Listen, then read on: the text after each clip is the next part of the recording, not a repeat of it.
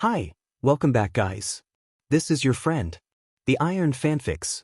Back with amazing fanfiction. This is the series of What If Deku Had Hybrid Gaming Quirk. Now before starting, please give this video a like and subscribe to the channel if you want more videos like this. Now let's get into the fanfic. Inko was in the middle of making breakfast when she heard her son yell from his room. "Mom! Mom!"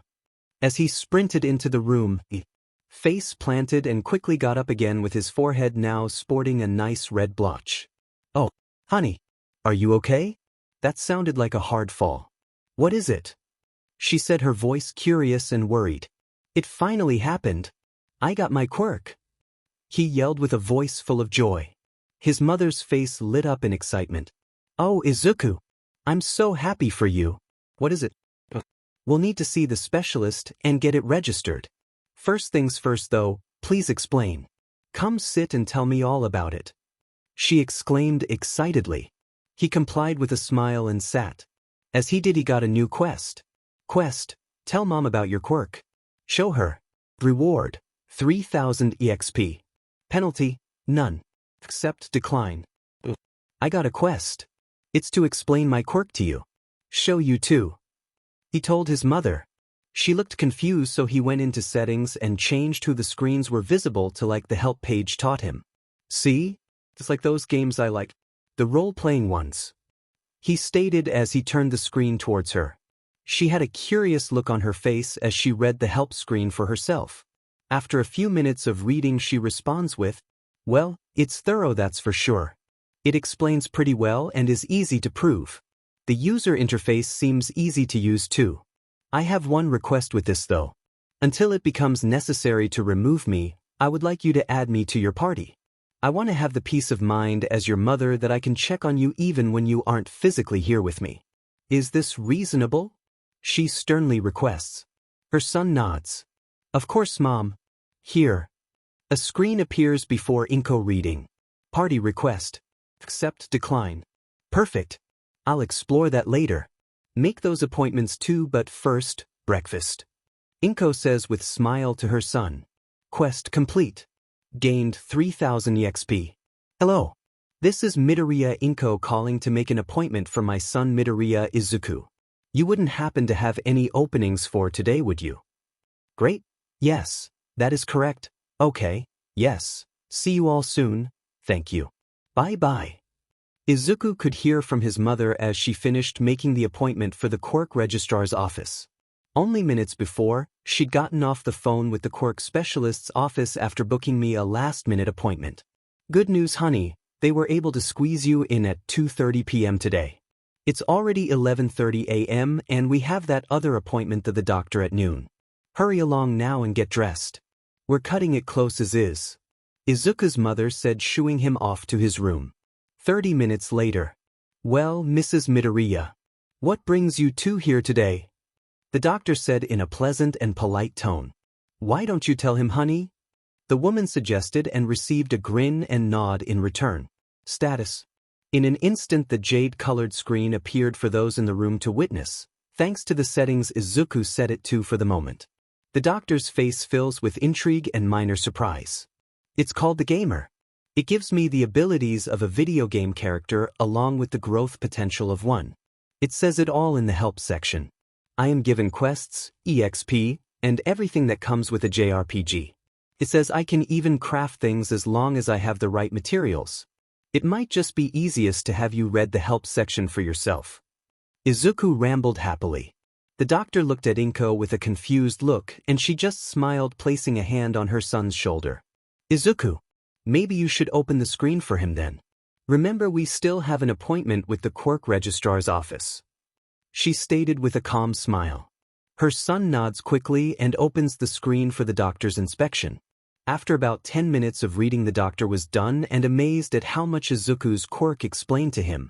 The doctor simply smiled and said, I'd like to conduct 2 tests to see if the hypothesis I have is right.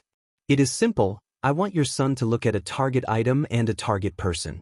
I wish to see if when he concentrates hard enough he can activate or unlock a skill. I believe if he does this exercise specifically, he will gain a skill that lets him gain information from looking at a target. Is this acceptable? As the doctor finishes explaining, Izuku looks more and more excited. Yes, that should be fine. Inko agreed easily, causing her son to be even more excited. Alright, let's get started. Perhaps we'll even accidentally discover something more. I am curious what information this may bring. The doctor then handed Izuku a mechanical pencil. Alright, now I want you to concentrate carefully on the pencil. Maybe in the back of your thoughts, think of what kind of information you want from the pencil, like brand or quality, things of that nature. Understand? He received a nod from Izuku and thus he began. For around 2 minutes nothing happened. Then at the start of the 3rd minute, a screen appeared. Mechanical pencil. Brand, Kurutoga. Quality, 55. Durability, 4150. A good quality mechanical pencil. Be careful when exploring item dungeons. Well, I did it, but I think I also did something else. Izuku said, looking at the doctor curiously. Skill acquisition notice. Gain skill, observe.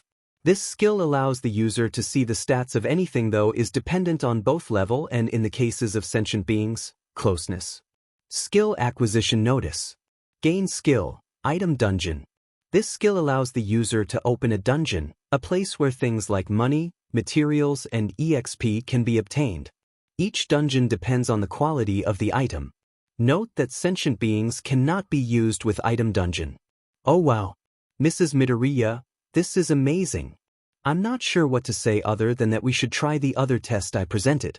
It said that the information was based on his level with the skill and closeness if the target is human.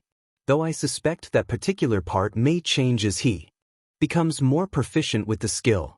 Anyway, since you are his mother and are close, would you be willing to help test this? Then he may use it on me to get the complete result. Will this be okay? The doctor asks pleasantly. Inko agrees and they begin the last 2 tests. Observe.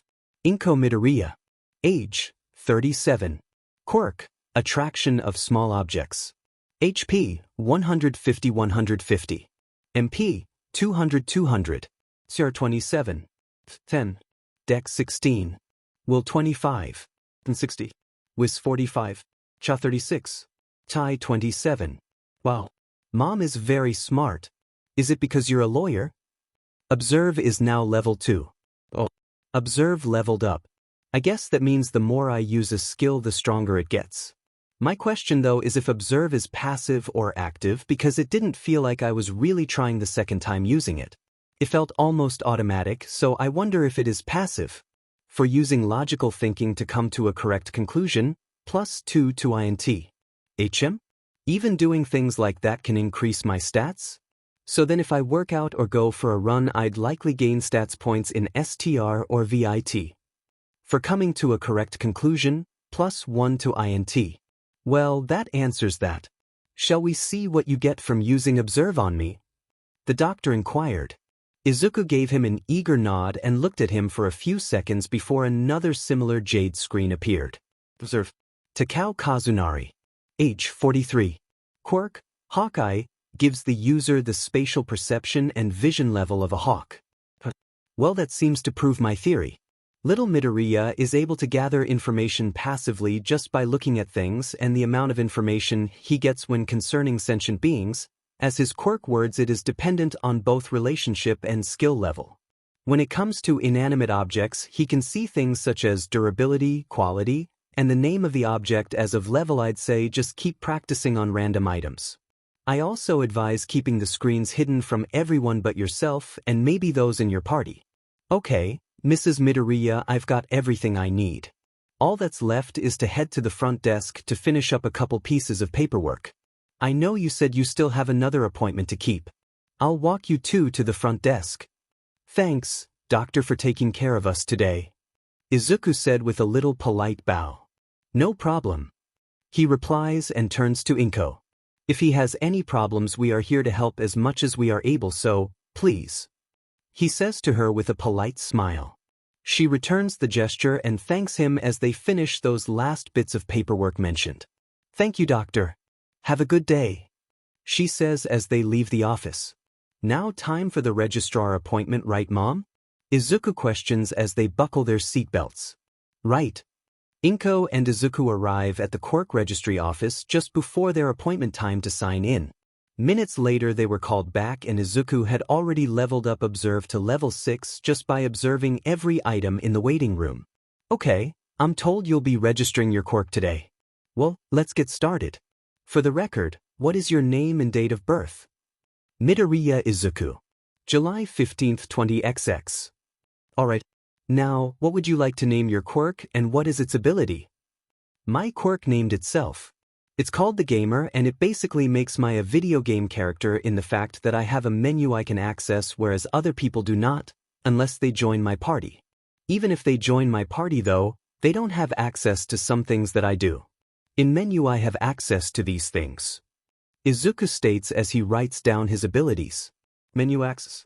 Status allows me to see and distribute my attribute points, as well as see any status conditions. Inventory is a pocket dimension that only I can access. Each slot can hold a stack of 999 items with the number of slots being infinite.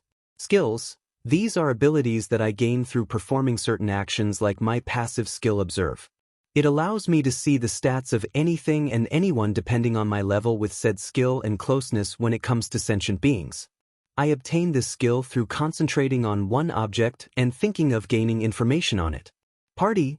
This tab allows me to give access to the very basics of my quirk such as status viewing, point distribution and a small EXP boost to up to 50 people. Quest log. This tab lists any quests I've accepted plus the progress and details of them. Map. This is simply a map that changes as I move and pinpoints things like potential quests, locations of party members. It also shows where you have been before. Skill shop. This is basically a shop with skills that cost something called skill points to purchase. I obtain skill points by leveling up and occasionally through quest rewards. Crafting. This allows me to create anything listed in the crafting menu so long as I have the materials. Settings allows me to adjust things like visibility to command types, volume, who can see the screens, things like that. Accelerated growth rate, which allows me to grow mentally and partially physically at an exponential rate compared to other people. The physical parts affected by this are things like muscle growth, flexibility, and healing rate. He wrote all of this down for the registrar and was given a shocked then disapproving look when he handed over his paper. Young man, you really shouldn't lie on this. The registrar said, giving Izuku a condescending look. Before Inko could go into Mother Bear mode, Izuku pulled up his screens with visible to others turned on. The attendant's face went from condescending to shocked to disgruntled in a matter of moments. I'll need to go get my superior. The boy has a dangerous quirk that I'm not qualified to evaluate. The smug-looking registrar said. He left before either Midoriya could respond and a few minutes later a more professional-looking, older man walked into the room wearing a serious look. Hello. My name is Ida Teramesa, head of the Mustafu Branch Quirk Registry Office. First, I would like to apologize for how unprofessional our soon-to-be former employee was to you and your son. He has been discriminatory like this twice before and this was his third strike. Thank you for your patience and my apologies for his abhorrent behavior. Second, he was only partially right about needing to come get me. I am called when a strong quirk appears among other reasons. My being here merely means that your quirk might be noticed early on. I will say, young man, that I applaud how diplomatically you handled his behavior. Thank you for being the bigger person even though you shouldn't have had to do so. Mrs. Midoriya, thank you for raising him so well. Lastly, I will be personally finishing the filing of your quirk so that I can be sure nothing else goes wrong and as a courtesy to you too. Now, shall we sit and continue this meeting? The man finishes his stern and polite speech with a pleasant and reassuring smile. He in turn receives a smile in return from Izuku as well as a polite thank you from both mother and son. Yes, sir. That will be fine. Apology accepted. Inko stated and sat back down calmly with Izuku beside her, nodding his agreement. Now, young Midoriya's quirk seems to be a mutant emitter hybrid in the fact that some of his abilities are passive and others active, correct? Yes, sir. I can't choose or change what abilities are passive and active. I was also told by Dr. Takao that it would be best for me to keep the screens turned to party visible only or user visible only. By doing that either only my party or just can see the screens. Izuku told the man with a more serious face. That's good. Please do that. Also please try not to use observe on heroes. The man is cut off by Izuku. Unfortunately I wouldn't be able to do that without avoiding heroes entirely. Observe is listed as passive. On the upside, I plan to be a hero anyway. Always have. My best friend and I promised each other we would be a hero duo together and that hasn't changed. Sorry to interrupt, sir. The man smiled as though reassured. Then I suppose it is unavoidable. Then I'd ask something different of you. I hate to ask this of you and your mother so young, but should you see any information on corrupt heroes, I ask that you report it to the commission immediately. Off the record, I'm sure you Mrs. Midoriya are aware just how corrupt systems like these can get. If your son's quirk can tell him these things, it would be a great service to the country to let us know such information, so we can root out any problems. Now, I'm not asking him to seek out these things. No, not one bit. I am simply requesting that should he come across any information like this to report it. Will you allow him to do this? Please, Mrs. Midoriya. The older man begged earnestly. Inko stared shocked at him for a moment, then her face softened and turned to her son. What do you say, Izuku? I think this is a good step in the direction you want to take. I would allow it so long as you promise to only report it and leave the rest to professionals. No vigilante-style justice. She could already see the beaming smile on his face. Quest notice. Status. Permanent. Corrupt heroes. Passively obtain information on corrupt heroes and report it to the nearest commission branch. Reward. 100 EXP based on rank of hero, 1 skill point, if hero is in top 100, dependent on rank. Failure. Corrupt heroes continue to run free and damage society even further. Accept decline. Yes. I can definitely do that, Mom, Ida-san.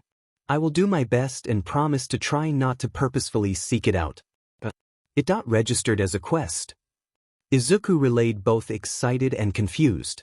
The two adults smiled, one with a motherly pride and the other in relief. Ida-san turned to Inko as he stood and bowed deeply. Thank you, ma'am, for allowing this, and thank you, young Midoriya, for accepting as well as your future service to the country. I will keep only my own superiors in the loop so we can provide assistance should he need it. I look forward to seeing your career blossom, Izuku Midoriya. With the visit done, the mother-son duo set off towards the home of the Bakugu family.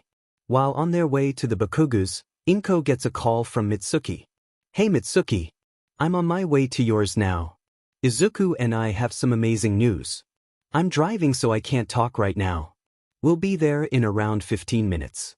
That okay? Inko tells Mitsuki quickly over the speakerphone. Yeah. I was just calling to tell you Katsuki was wanting a playdate. That's perfect. I'll let you go. Drive safe. See you when you get here. Mitsuki replied. Gotcha. Bye-bye. Inko says as she ends the call. Inko glances at Izuku through the mirror. Ready to tell everyone the news? You must be so excited to tell Katsuki. What do you plan to show him first? I'm planning on adding him to my party first. You know, so that he can see the screens and we can do quests together. I hope I can get more quests. They've been pretty fun so far. I can check the map. It shows me potential quest locations. I'll do that when we get there though so Kaken can join. Izuku then proceeded to mumble quietly the rest of the car ride there. When they arrived he was startled out of his mumble fest by the car stopping. He quickly unbuckled his seatbelt and darted out of the car toward the house. Kaken. I'm here. I brought great news too. Katsuki was outside in seconds, tackling Izuku into a hug where they toppled to the floor, giggling. What's up, Zu? What happened? I got my quirk. It's 6 years late but I got my quirk, Izuku announces excitedly. Katsuki's face lit up at that statement. Fucking, finally. I thought I'd have to protect your butt forever. Now we can be a hero duo together. Hey brat. Why don't you and Izuku go up to your room and talk about his new quirk? Yeah, whatever, old hag. Come on, Zu. Katsuki replies to his mother as he grabs Izuku's hand and drags him into the house. Meanwhile, Mitsuki, Inko, and Masaru greet each other and Head to the living room to talk about things and hang out. Upstairs, Katsuki shut his door and plopped down on his bed waiting for Izuku to sit down.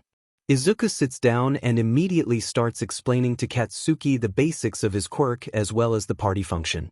He then invites Katsuki to join his party. Party invitation notice. Bakugo Katsuki. Would you like to join Izuku Midoriya's party? Accept, decline. Hell yes. Acceptance confirmed. Bakugo Katsuki has been added to the party menu. Now what?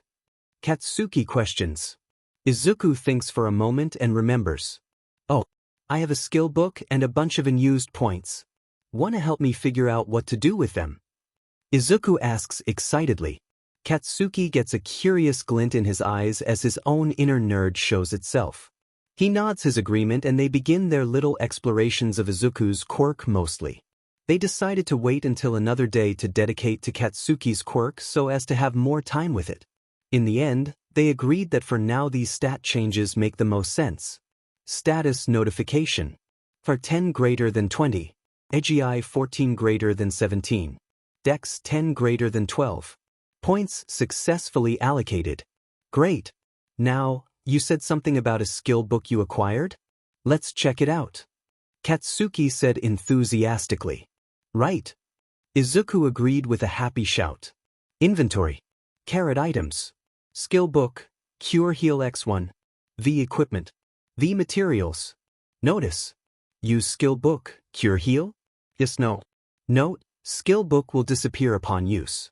Also note that reading the contents of a skill book may help the user better understand the skill. Kaken.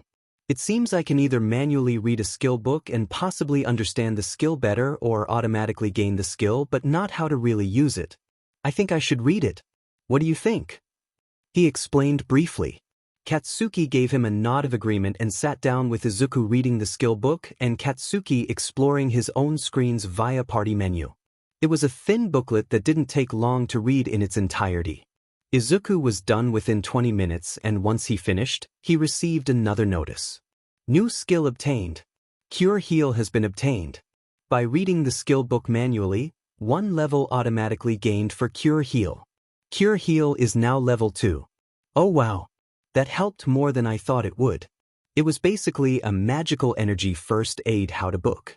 It also explained how to use mana easier. Maybe if I use mana that isn't healing but, just in general, I can unlock something similar. Izuku rambled in a neutral tone. For coming to a logical conclusion, +2 to INT. Oh yeah, I forgot that was a way to raise stats. Kaken.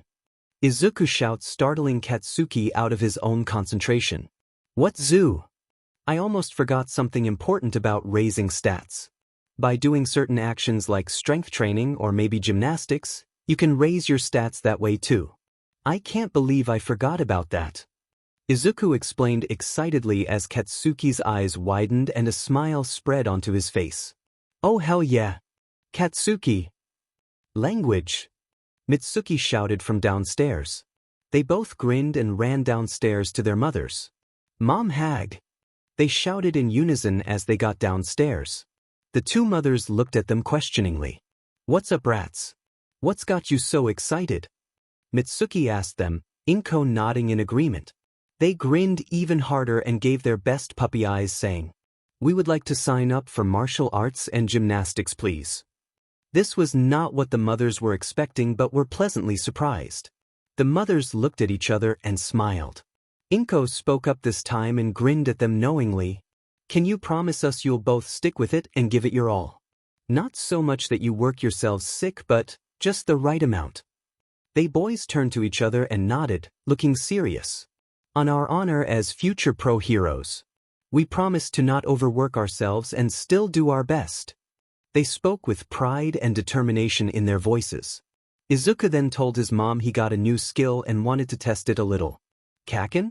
Do you still have that huge scrape from a couple days ago? I want to see if I can heal it with my new skill. Izuku asked his friend. He received a nod of confirmation and approval to give it a shot. Izuku then sits down with Katsuki's arm held out in front of him. He takes a deep breath and pictures energy flowing through his veins and out of his hands, surrounding the arm like a cloud of gaseous light. He then imagines the veins and skin knitting back together like the book said. He opens his eyes just in time to see his skill doing its job and knitting the skin back together. He feels the drain a little bit and is hungry after, but his friend's wound is healed. MP 325-350. Minor wound successfully healed. Minor infection successfully healed. Common cold successfully healed. Cure Heal is now level note. As any skill levels up, it becomes easier and less draining to use. Oh, I had a cold and an infection? Thanks, Zoo. The hag says that infections are no joke and can be really bad if left alone. I also didn't even know I had a cold. I hate those, they make my quirk act up. Katsuki gushed and hugged Izuku, earning Katsuki a large sunshine smile that he could help his friend. Good job, Izuku. I didn't know you had that skill. Is it new? Inko exclaimed excitedly. He nodded shyly and explained that he got a skill book for his very first quest and completely forgot about it until a few minutes ago. That reminds me, I still have all of my skill points. Why don't we check that out together? I want all of your opinions on it. Should I turn on viewable to all so Auntie Mitsuki can see? Mitsuki just waves her hand and says she's gonna go help Masaru with dinner since it's getting to be around that time. Izuku nods and the remaining three of them sit on the couch looking at the screen for his skill grimoire. Skill grimoire. Telekinesis, 10 SP, allows the user to use a base-level telekinesis that grows with practice. Allows for moving objects up to 10 kilograms 22 pounds at level MP cost 10, active skill. Fire Breath, 10 SP, allows the user's lungs and throat to be fireproof, also adding a small ignition organ inside the mouth. This skill, as it is titled, allows the user to breath fire. Can also eat flames to regain HP only. MP cost 5, active skill. Artisan, 5 SP, lowers the amount of materials needed to craft items as well as improves the quality of said items and increases drops for materials by 3x within item dungeons. Passive skill.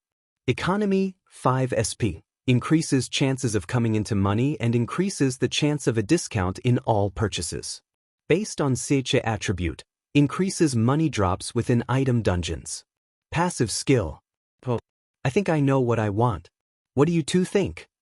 Izuku asks his mother and best friend. The two just look at each other and nod, both thinking along the same lines. Inko answers him. I think that the best way to go might be to get both economy and artisan. That way you have enough points left over to get either Fire Breath or Telekinesis. I personally think Fire Breath would be the way to go because for now Telekinesis might not be suitable for exploring item dungeons. Plus the MP cost for Fire Breath is half the cost of Telekinesis. She explains logically. Katsuki is nodding all the while, confirming he was thinking the same thing. Izuku smiles at them. I was just thinking the same. I guess that's settled then. Fire Breath skill book acquired. Economy skill acquired. Artisan skill acquired. 0 skill points remaining. HM. So active skills when bought are given through a skill book and passive skills are given automatically. Interesting. That gives me a chance to understand Dad's quirk better. I should read it now.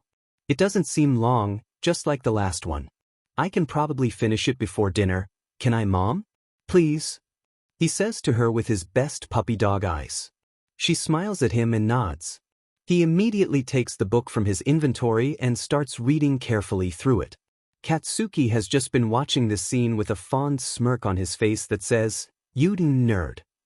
Not even half an hour later, Izuku is done with the book and getting the notification. Fire Breath skill acquired. Fire Breath skill is now level 2. Fire Breath skill is now level 3. Due to both reading the skill book manually and genetic inheritance, Fire Breath skill automatically increases by 2 levels. I guess I would have gotten Telekinesis at level 3 if I'd chosen it, making the weight limit around 30 kilograms or around 66 pounds. Wow. Maybe I missed out a little bit. Izuku contemplated. By coming to a logical conclusion, +2 to INT. Dinner is ready. It's curry tonight in celebration of Izuku getting his quirk. Mitsuki yelled from the kitchen. The three on the couch then start heading to the dining room. Itadakimasu. They all said as they dig in.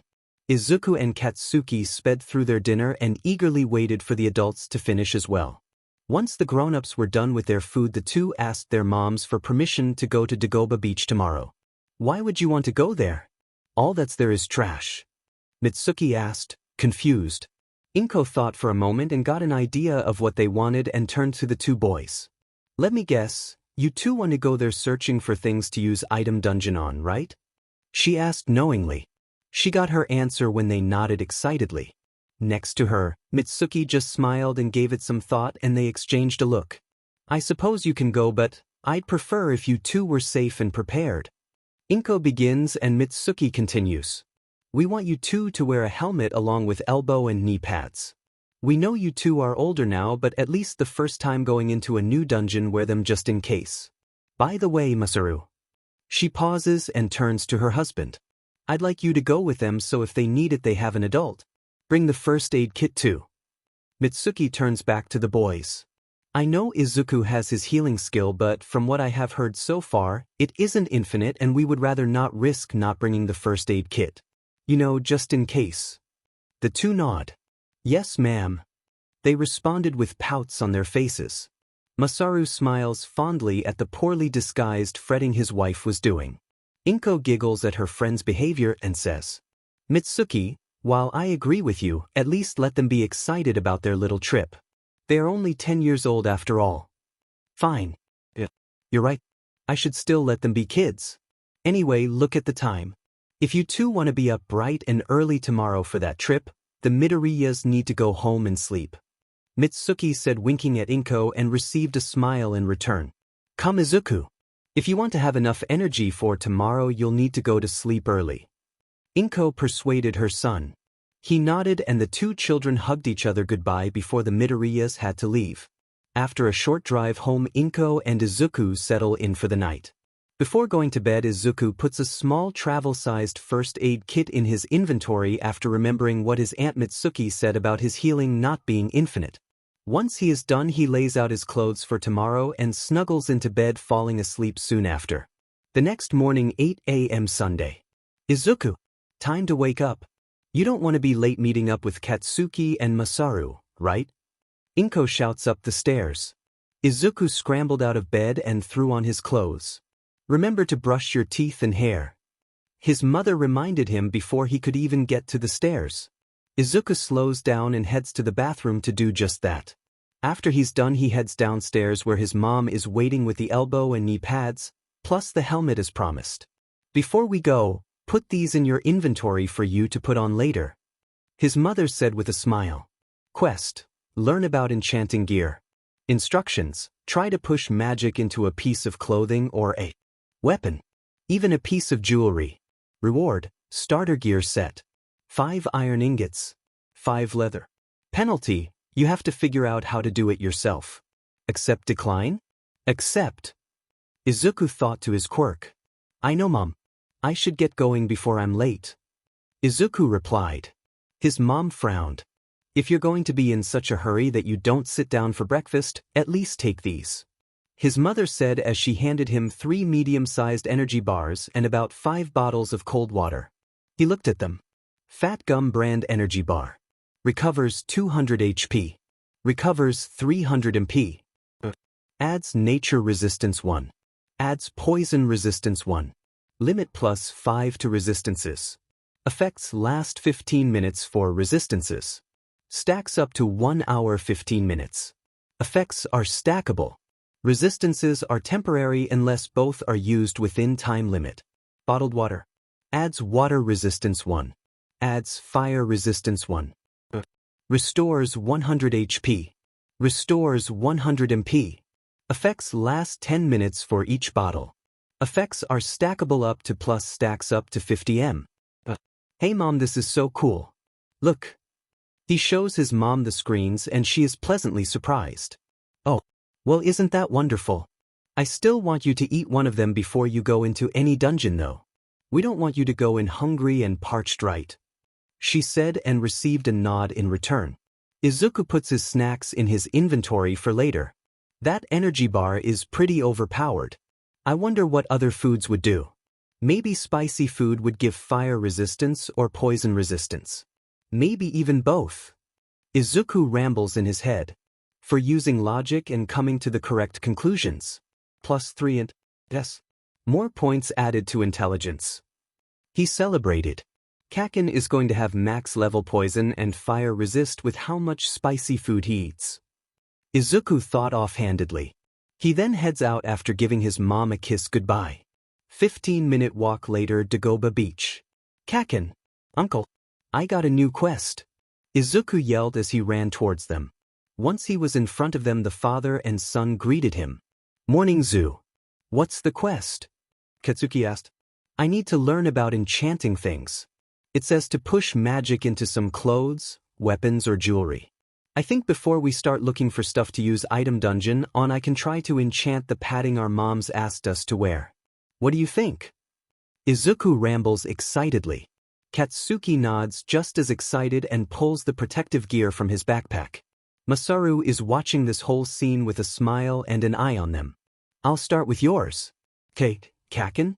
Gotcha, Zu. Good luck. Izuku then placed his hands on the helmet and pushed a bit of magic into it. He imagined it to be harder and more durable. Skill acquisition notice. Enchant. MP costs 20 per plus. Depending on what you imagine when using this skill and how much MP you use, the user can add up to plus 50 of any effect they want to any article of clothing, jewelry, or weapon they want. Limit of 5 different effects to any one item. Per plus 1 effect is dependent on what attribute is changed. 350 MP. Enchant successful. +1 to durability. +1 to defense. Martial arts helmet. Durability, 100 to 110. Defense, 30 to 40. Kaken, do you see this? Izuku exclaimed. Yeah, I see it, nerd. That's so cool. Katsuki said in awe. Masaru looks confused as the two boys ramble on about how cool it is. What happened, Katsuki? Izuku? He asked them. It was then that they realized they should probably add Bakugo's dad to the party so that he can keep an eye on them even when they are in the item dungeon. Uncle, join my party? Izuku asked, and then a screen appeared before Masaru. Katsuki kept shouting for him to click accept, so he did. A second later, he sees the notification screens in front of Izuku, and as he reads them, develops a look of understanding. That's what's so cool. You know, Izuku, I played quite a few RPGs back when I was younger, so I should be able to figure out the controls myself.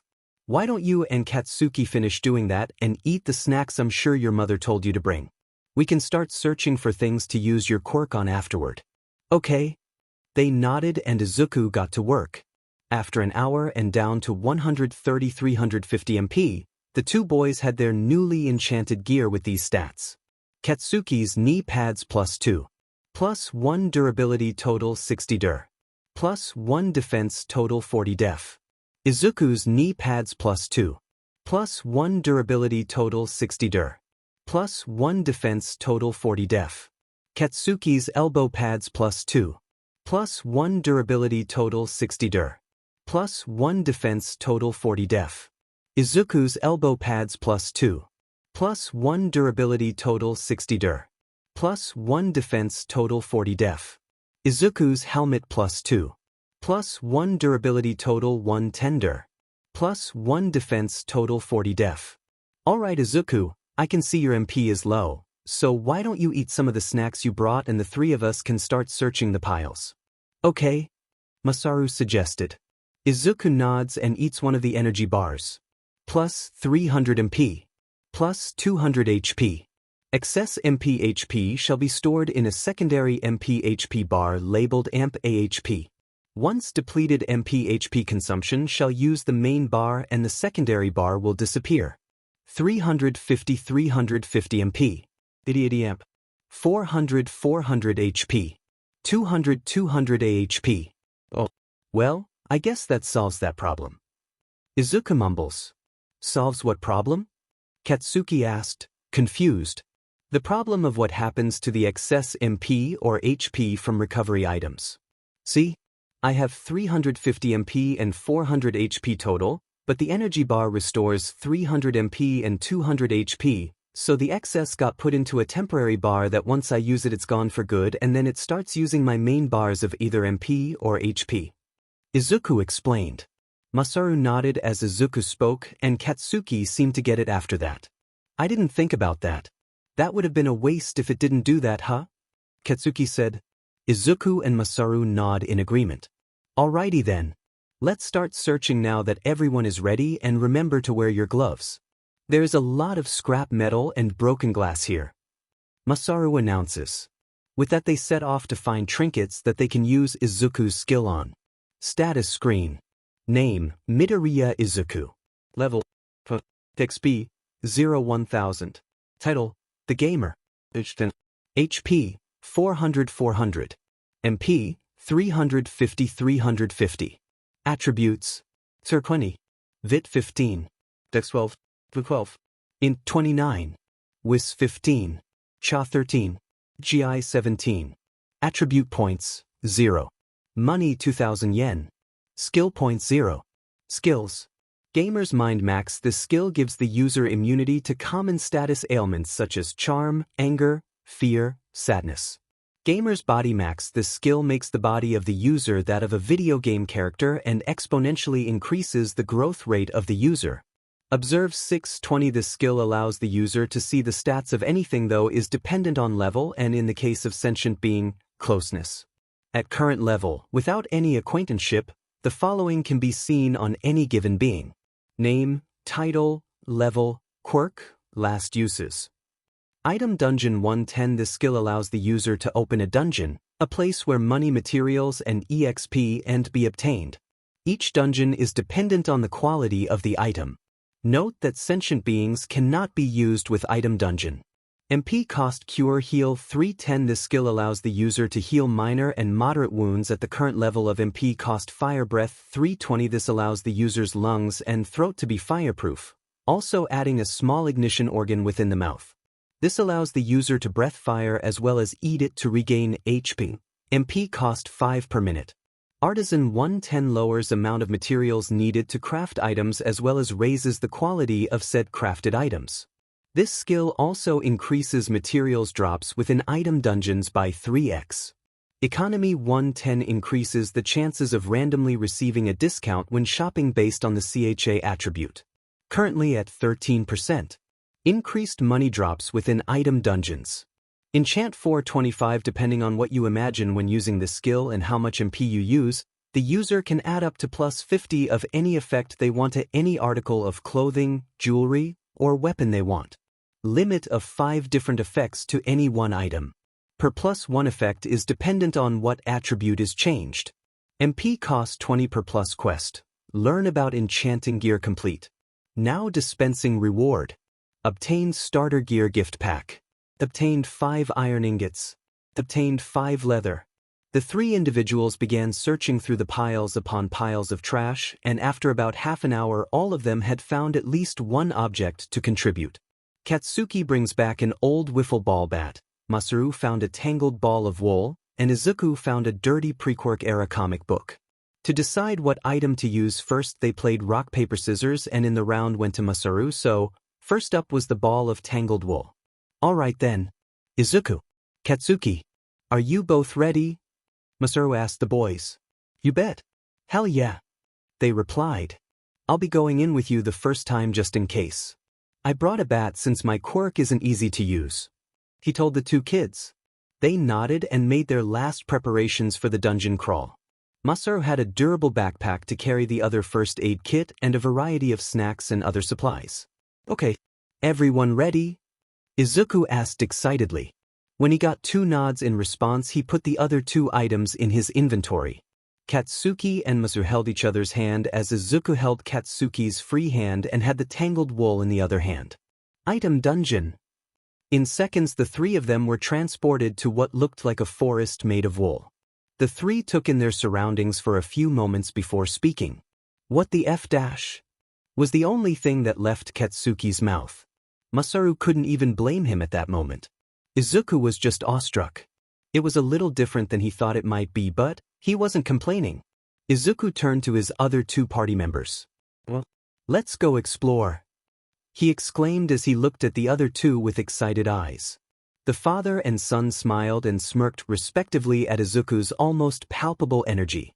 Sure, but remember to be on guard, Masaru reminded firmly. The two nodded and the three started down the rough path in front of them. In moments they were met with the sight of a large beehive but made of wool just like the rest of the forest. The bees too were made of wool and oddly cute. They're cute. So round and squishy looking. I want to keep one. Izuku nearly screamed but hushed his tone at the last second. Observation notice. Woolly bee, this monster is just like any other bee for the most part. They are about the size of an adult human fist and don't sting. They are made of crocheted wool and filled with stuffing. They can use small amounts of wind magic to defend themselves and the hive.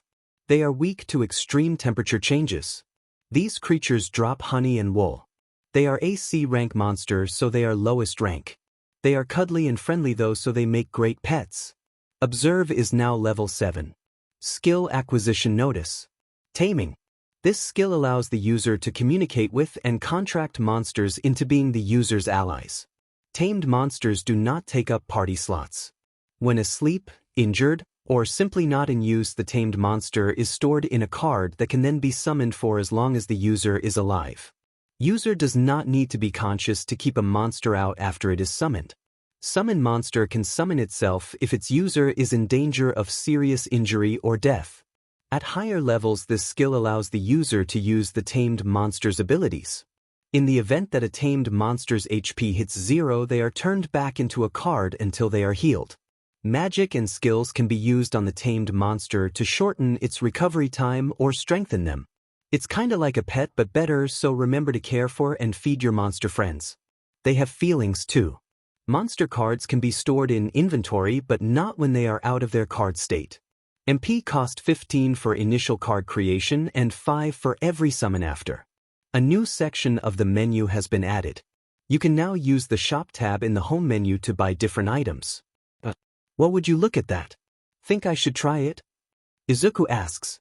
The father and son each read the notice and Masaru shook his head. Not right now. We can all sit down and take a look together when we're done here. All right, he told Izuku. Finish the dungeon. Explore my quirk later. Gotcha. Izuku replied as he and Katsuki approached the bees. Die, you demon bugs. The latter yelled as he used his quirk on 2 bees at a time.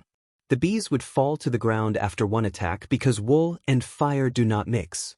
Izuku lights the entire hive on fire with his newly acquired fire breath. As the children busied themselves, Masaru noticed the decently sized bundles of wool and bottles of honey on the ground unharmed by the fire, in place of the bee corpses. They weren't disappearing, so he waited until the boys were done with the rest of the hive to tell them. Boys, look around.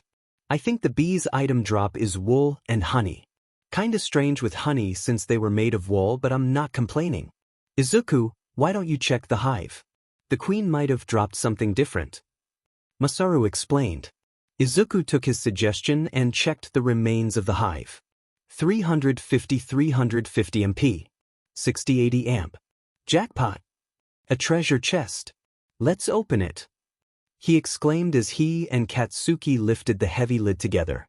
Inside they found 10,000 yen and they got excited. They called to Masaru, who was gathering the wool and honey with glee, as a new screen appeared before all of them. Section cleared. Reward, 300 EXP.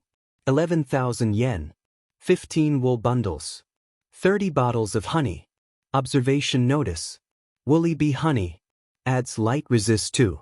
Adds wind resist 2. Recovers 100 HP. Recovers 100 MP. Wool, material used in crafting. Effect, +1 to item dungeon drops. Observe is now level 8. Dad, uncle, you gotta see this.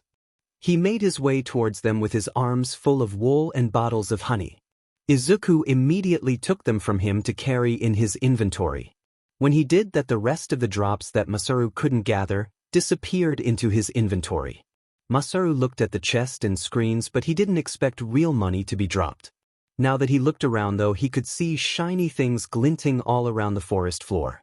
Izuku, why don't you store that in your inventory and we can sit down later to figure out what to do with it? I think the workers and drones drop smaller amounts of money too, Masaru suggested. When Izuku put the money in his inventory, all the coins that were on the ground also disappeared into his inventory. Sounds like a plan. For now, can we continue with the dungeon? Izuku asked his uncle. Masaru nodded and the trio continued on the path to another clearing. This time the animal they encountered was pigs. Not boars but woolen pigs. Pink ones. Observation notice. Woolly pig. This monster is like a normal pig but made of wool. They are about the size of a normal pig. They can use enhancement magic to help them and their allies fight. If tamed, they drop truffles every day if fed just as often. The more they like their tamer, the higher quality and quantity the truffles become. When slain, they drop leather as well as truffles. They make a great pet when tamed. I wonder what they'll drop this time, Masaru says to himself. Truffles and leather. At least according to Observe. Izuku replied without a second thought. The trio counted the number of pigs and there were about 30 of them in this large clearing. Izuku wanted one, so he used his taming skill. Taming. Once he activated the skill, one of the pigs began glowing and poofed into a bronze-bordered card with a picture of the animal and a small description. He picked it up and put it in his inventory. It then took them a few minutes to defeat all the pigs. Apparently they dropped truffles, leather and more money, so that's a good thing. Section cleared. Reward, 400 EXP. 9,000 yen. 43 truffles. 43 leather. Obtained C rank monster card. 350 MP. 3080 amp. We're getting a lot more drops than I thought we would, Masaru said to the boys. At this, Izuku remembered the 2 skills he bought and proceeded to show Masaru the skills list. That's probably because of Artisan and Economy. They both increase different drops in item dungeons. He explained to Masaru, who nodded in understanding. All right. Now I've got it. Why did it apply to the honey though? Masaru asked. Izuku gave it some thought and replied. Probably because you can use it in cooking and that makes it count as a material. My quirks must see cooking as crafting, so maybe when I finally give crafting a try it'll let me cook using that menu too. Katsuki is just trying to follow along with what they are saying and is figuring it out as they all go along. We should probably keep going. You can both nerd out later, he told the 2. They looked at Katsuki and nodded in agreement. Boss battle ahead. They walked into the clearing and a very large sheep with large horns was surrounded by about 40 smaller sheep with small horns. Observation notice. Woolly sheep. This monster is basically just a sheep made of crocheted wool yarn. They can use one spell, but it's a sleep spell, so watch out. As they grow, so do their horns, and that is the best way to tell their strength. If tamed, they drop wool every 2 days, but it is quite a bit. When you brush them daily, the quality of the wool goes up. When slain, they drop both wool and lamb meat. Both are very good for crafting. Oh, taming. Target, large woolly sheep, Izuku said with determination. In a poof of smoke, the largest sheep was turned into a silver-bordered monster card. Because the large sheep was the boss monster, a treasure chest dropped as well. Saving the chest for last, Izuku and Katsuki then got to work defeating the smaller sheep. The smaller sheep didn't take very long to defeat since they were weak to fire. Once they were done, the small party gathered the drops into Izuku's inventory and opened the chest together. Dungeon cleared. Reward, 1,000 EXP. 11,000 yen. 50 lamb meat. 50 wool. Obtained B rank monster card. 350 MP. Well, that was eventful. I think that's all we should do for today. There is still a lot to explore since we discovered new things about Izuku's quirk. Why don't we head home and talk about it? Masaru suggested and received 2 replies of acceptance. Exiting item dungeon. In a flash of light, the trio were back on Dagoba Beach and exhausted as they piled in Masaru's car and headed home for the day. Status screen. Name, Midoriya Izuku. Level 5. EXP, 4003000. Title, The Gamer. HP, 625. MP, 493 493. Attributes. Sir 30. Vit 25. Dex 22. Will 25. 44. Wis 29. Cha 23. Tai 27. Attribute points, 0. Money 33,000 yen. Skill points 109. Skills. Gamer's Mind Max. This skill gives the user immunity to common status ailments such as charm, anger, fear, sadness. Gamer's Body Max. This skill makes the body of the user that of a video game character and exponentially increases the growth rate of the user. Observe 1220. This skill allows the user to see the stats of anything, though is dependent on level and in the case of sentient being, closeness. At current level, without any acquaintanceship, the following can be seen on any given being. Name, age, title, level, quirk, last uses, crimes committed, attributes. Item Dungeon 210. This skill allows the user to open a dungeon, a place where money, materials, and EXP and be obtained. Each dungeon is dependent on the quality of the item. Note that sentient beings cannot be used with Item Dungeon. MP Cost Cure Heal 310. This skill allows the user to heal minor and moderate wounds at the current level of MP Cost Fire Breath 620. This allows the user's lungs and throat to be fireproof, also adding a small ignition organ within the mouth. This allows the user to breathe fire as well as eat it to regain HP. MP Cost Artisan 310 lowers the amount of materials needed to craft items as well as raises the quality of said crafted items. This skill also increases material drops within item dungeons by 3x. Economy 310 increases the chances of randomly receiving a discount when shopping based on the CHA attribute. Currently at 23%. Increased money drops within item dungeons. Enchant 410. Depending on what you imagine when using this skill and how much MP you use, the user can add up to plus 50 of any effect they want to any article of clothing, jewelry, or weapon they want. Limit of 5 different effects to any one item. Per plus 1 effect is dependent on what attribute is changed. MP cost 12 per plus. Taming 250. This skill allows the user to befriend a creature and keep them as an ally. Tamed monsters do not take up party slots. When asleep, injured, or simply not in use, the tamed monster is stored in a card that can then be summoned for as long as the user is alive. User does not need to be conscious to keep a monster out after it is summoned. Summoned monster can summon itself if its user is in danger of serious injury or death. At higher levels, this skill allows the user to use the tamed monster's abilities. In the event that a tamed monster's HP hits 0, they are turned back into a card until they are healed. Magic and skills can be used on the tamed monster to shorten its recovery time. It's kinda like a pet but better, so remember to care for and feed your monster friends. They have feelings too. Monster cards can be stored in inventory but not when they are out of their card state. MP cost 15 for initial card creation and 5 for every summon after. Content warning for the mention of RPE, child abuse and neglect plus many more crimes. Level up notice. You are now level 5. You have reached your first milestone. From now on, every time you hit the 5th level increment, you gain plus 5 points to all attributes as well as skill points the same amount as your level. For example, when you reach level 10, you gain plus 5 to all attributes and 10 skill points. Level 15, you get another plus 5 to your attributes and 15 skill points. Taming is now level 2. Fire Breathe is now level 4. Fire Breathe is now level 5. Fire Breathe is now level 6. Economy is now level 2. Economy is now level 3. Artisan is now level 2. Artisan is now level 3. Item Dungeon is now level 2. As Masaru drove back to the house, he kept hearing Izuku's notifications go off and smiled at the surprise the boy would wake up to. There must have been a bit of a lag in the dungeon for the notifications. He mumbled to himself as he entered the neighborhood. Minutes later, the trio was back at the Bakugus and heading in the house. Welcome home. How was your adventure?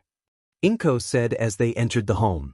The trio looked at each other and Izuku said, We'll tell you about it, but let's sit down for that. It's been a long few hours. The 4 of them headed for the living room as Mitsuki brought out drinks and snacks. When the last person sat down, Izuku began. Where do I start? He paused for a minute and thought. Well, I guess I'll go in order. I learned how to enchant things, so I enchanted the gear you gave us. Then we went into the item dungeon for the first time and I got a new skill. It's called taming and it allows me to befriend and keep monsters. I even have a couple of them. See?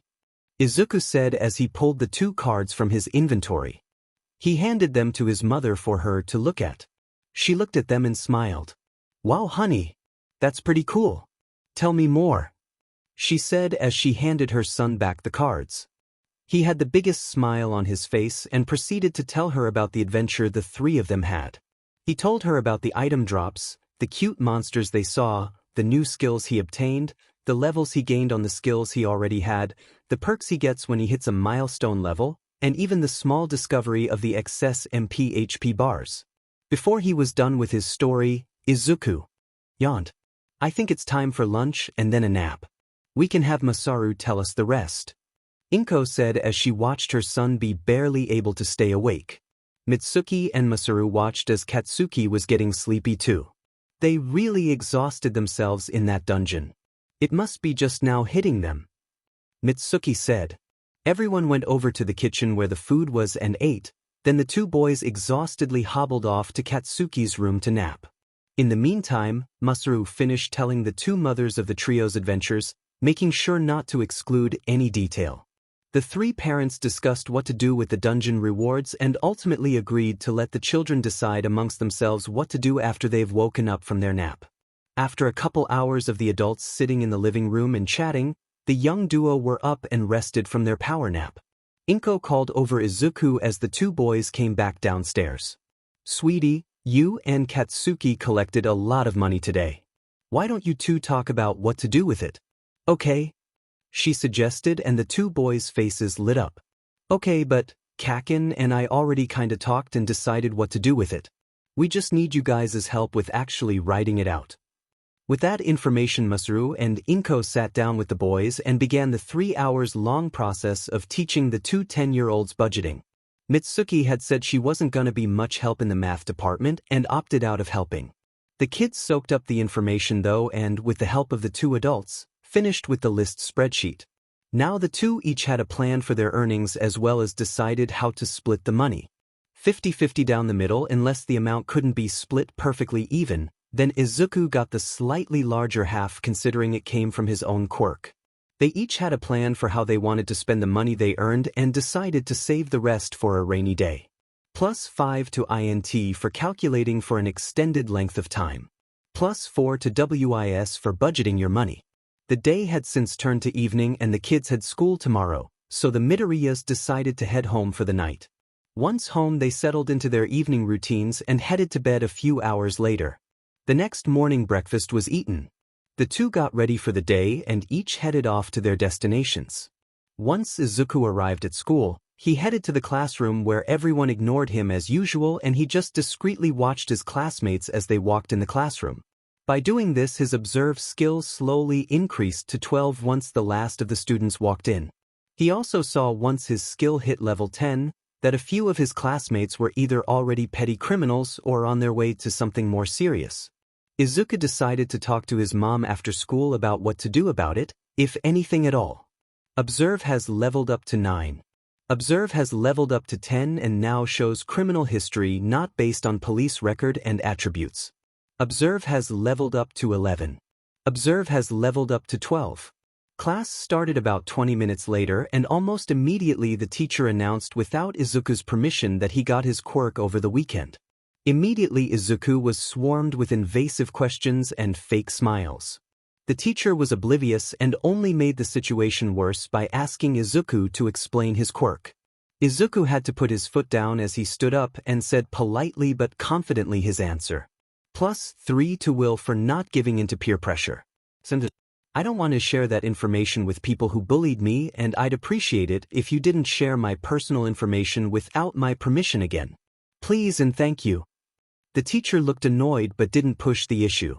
Izuku then sat back down and school began and ended in a flash. By 4:30 p.m. Izuku was on his usual route home when he spotted Pro Hero Endeavor patrolling the city. At that moment Observe kicked in and Izuku was horrified by what he saw. Observe notice. Name: Todoroki Enji. Title, Pro Hero Endeavor. Level, 47. Quirk, Hellflame. Last uses. Hero work, training, abuse, training. Attributes, so 60. Vit 75. Dex 52. Well 50. And 40. Was 38. Cha 20. Yi 45. Crimes. Murder greater than 160 people, RPX 3, wife. Abuse X 5 people, wife, eldest son, middle son, daughter, youngest son. Neglect X 5 people, wife, eldest son, middle son, daughter, youngest son. Greater than 200 instances, arson greater than 120 instances, blackmail greater than 300 instances. What the hell? This must be what that supervisor at the Quirk registry office meant. I should definitely report this now instead of later. Ora those poor people. How does something like this happen? I'll shoot mom a text so she doesn't worry. Izuku starts heading another way towards the nearest commission building after searching for an address on the internet. 20 minutes later, he is walking through the door towards the reception desk. Excuse me, ma'am. Who would I talk to about reporting a hero's crimes? Izuku said with a bit of worry in his voice. She looked shocked but gave him a paper with the information he needed on it. Coincidentally, a certain detective was just finishing some business there and overheard the question. Excuse me. I'm sorry, but I overheard your question and couldn't help but ask if you may need help finding your destination? I'm Detective Tsukachi Naomesa with Mustafu PD. The detective introduced himself and Izuku's nervousness faded slightly. He nodded and the two walked towards the elevator. Soon they were at the complaints department and after explaining again they were in a meeting with a representative. New observed notice. Data of Tsukachi Naomesa obtained.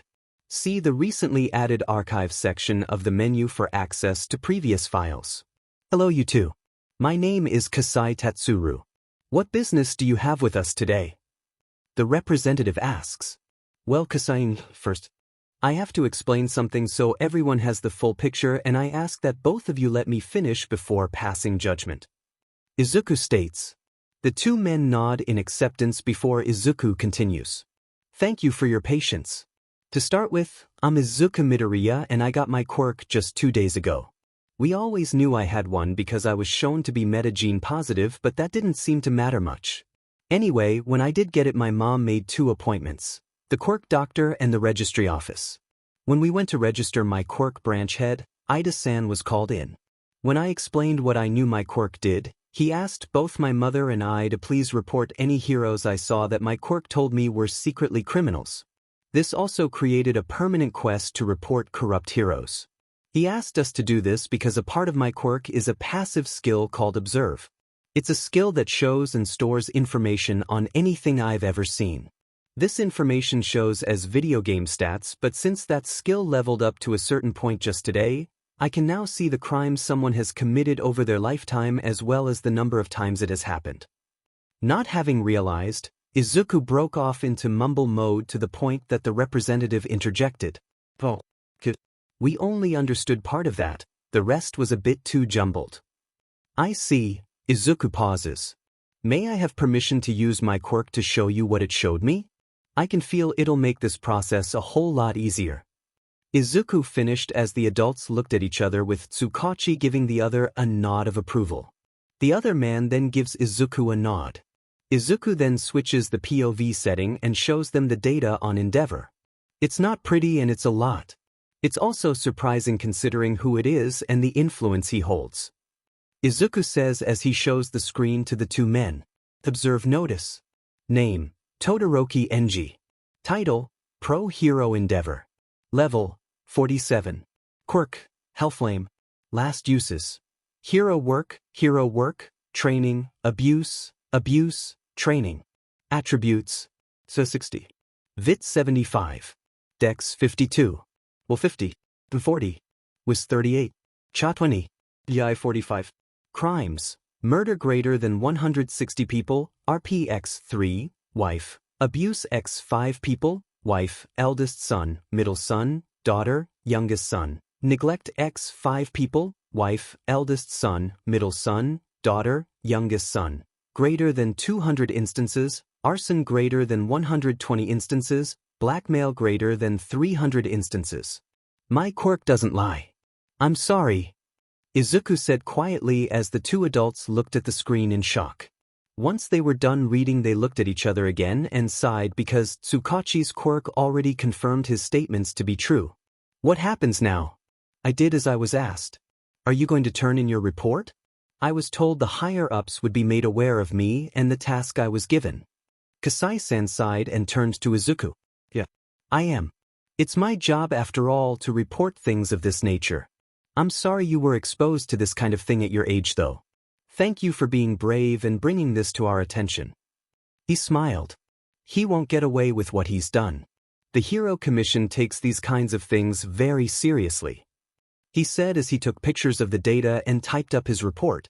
Kasai-san sent off the email to the right people before turning back to Izuku and saying, "It's done. The investigation should start as soon as the right people are made aware and sign off on it. Try not to let this stress you out, Midoriya-kun. I'm sure the police and the commission will catch him." At this moment, Izuku got a new quirk notification. Quest notice. Status: permanent. Corrupt heroes. Passively obtain information on corrupt heroes and report it to the nearest commission branch. Reward: 100 EXP based on rank of hero, 1 skill point, if hero is in top 100, dependent on rank. Failure: corrupt heroes continue to run free and damage society even further. Quest rewards dispensing: plus 9,900 EXP, plus 99 skill points. Level up, level up, level up. Congratulations! You have reached level 10. A milestone level. Plus 5 to all attributes. Plus 10 skill points. Well then, that happened. Izuku muttered in shock as he stared at his screen. Since the viewing settings were still switched, Tsukachi-san and Kasai-san both heard and saw the reward notice. They were surprised to say the least. Well, that sounds like a good thing. What happened? Tsukachi asked. Izuku beamed at him and said, I leveled up to that quest I told you about earlier. Dispense the reward since the quest itself is to just report the corrupt hero in question instead of catching and defeating them. Once Kasai-san sent the email, I got the notification for my rewards. I got 9,900 EXP and 99 skill points because of how highly ranked Endeavor is. Plus when I became level 10, I received the usual bonus for a milestone level. See?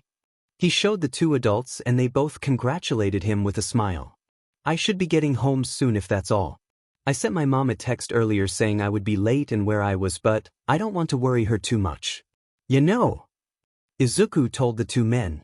They nodded and sent him on his way with Tsukachi escorting him home since he was still a child after all.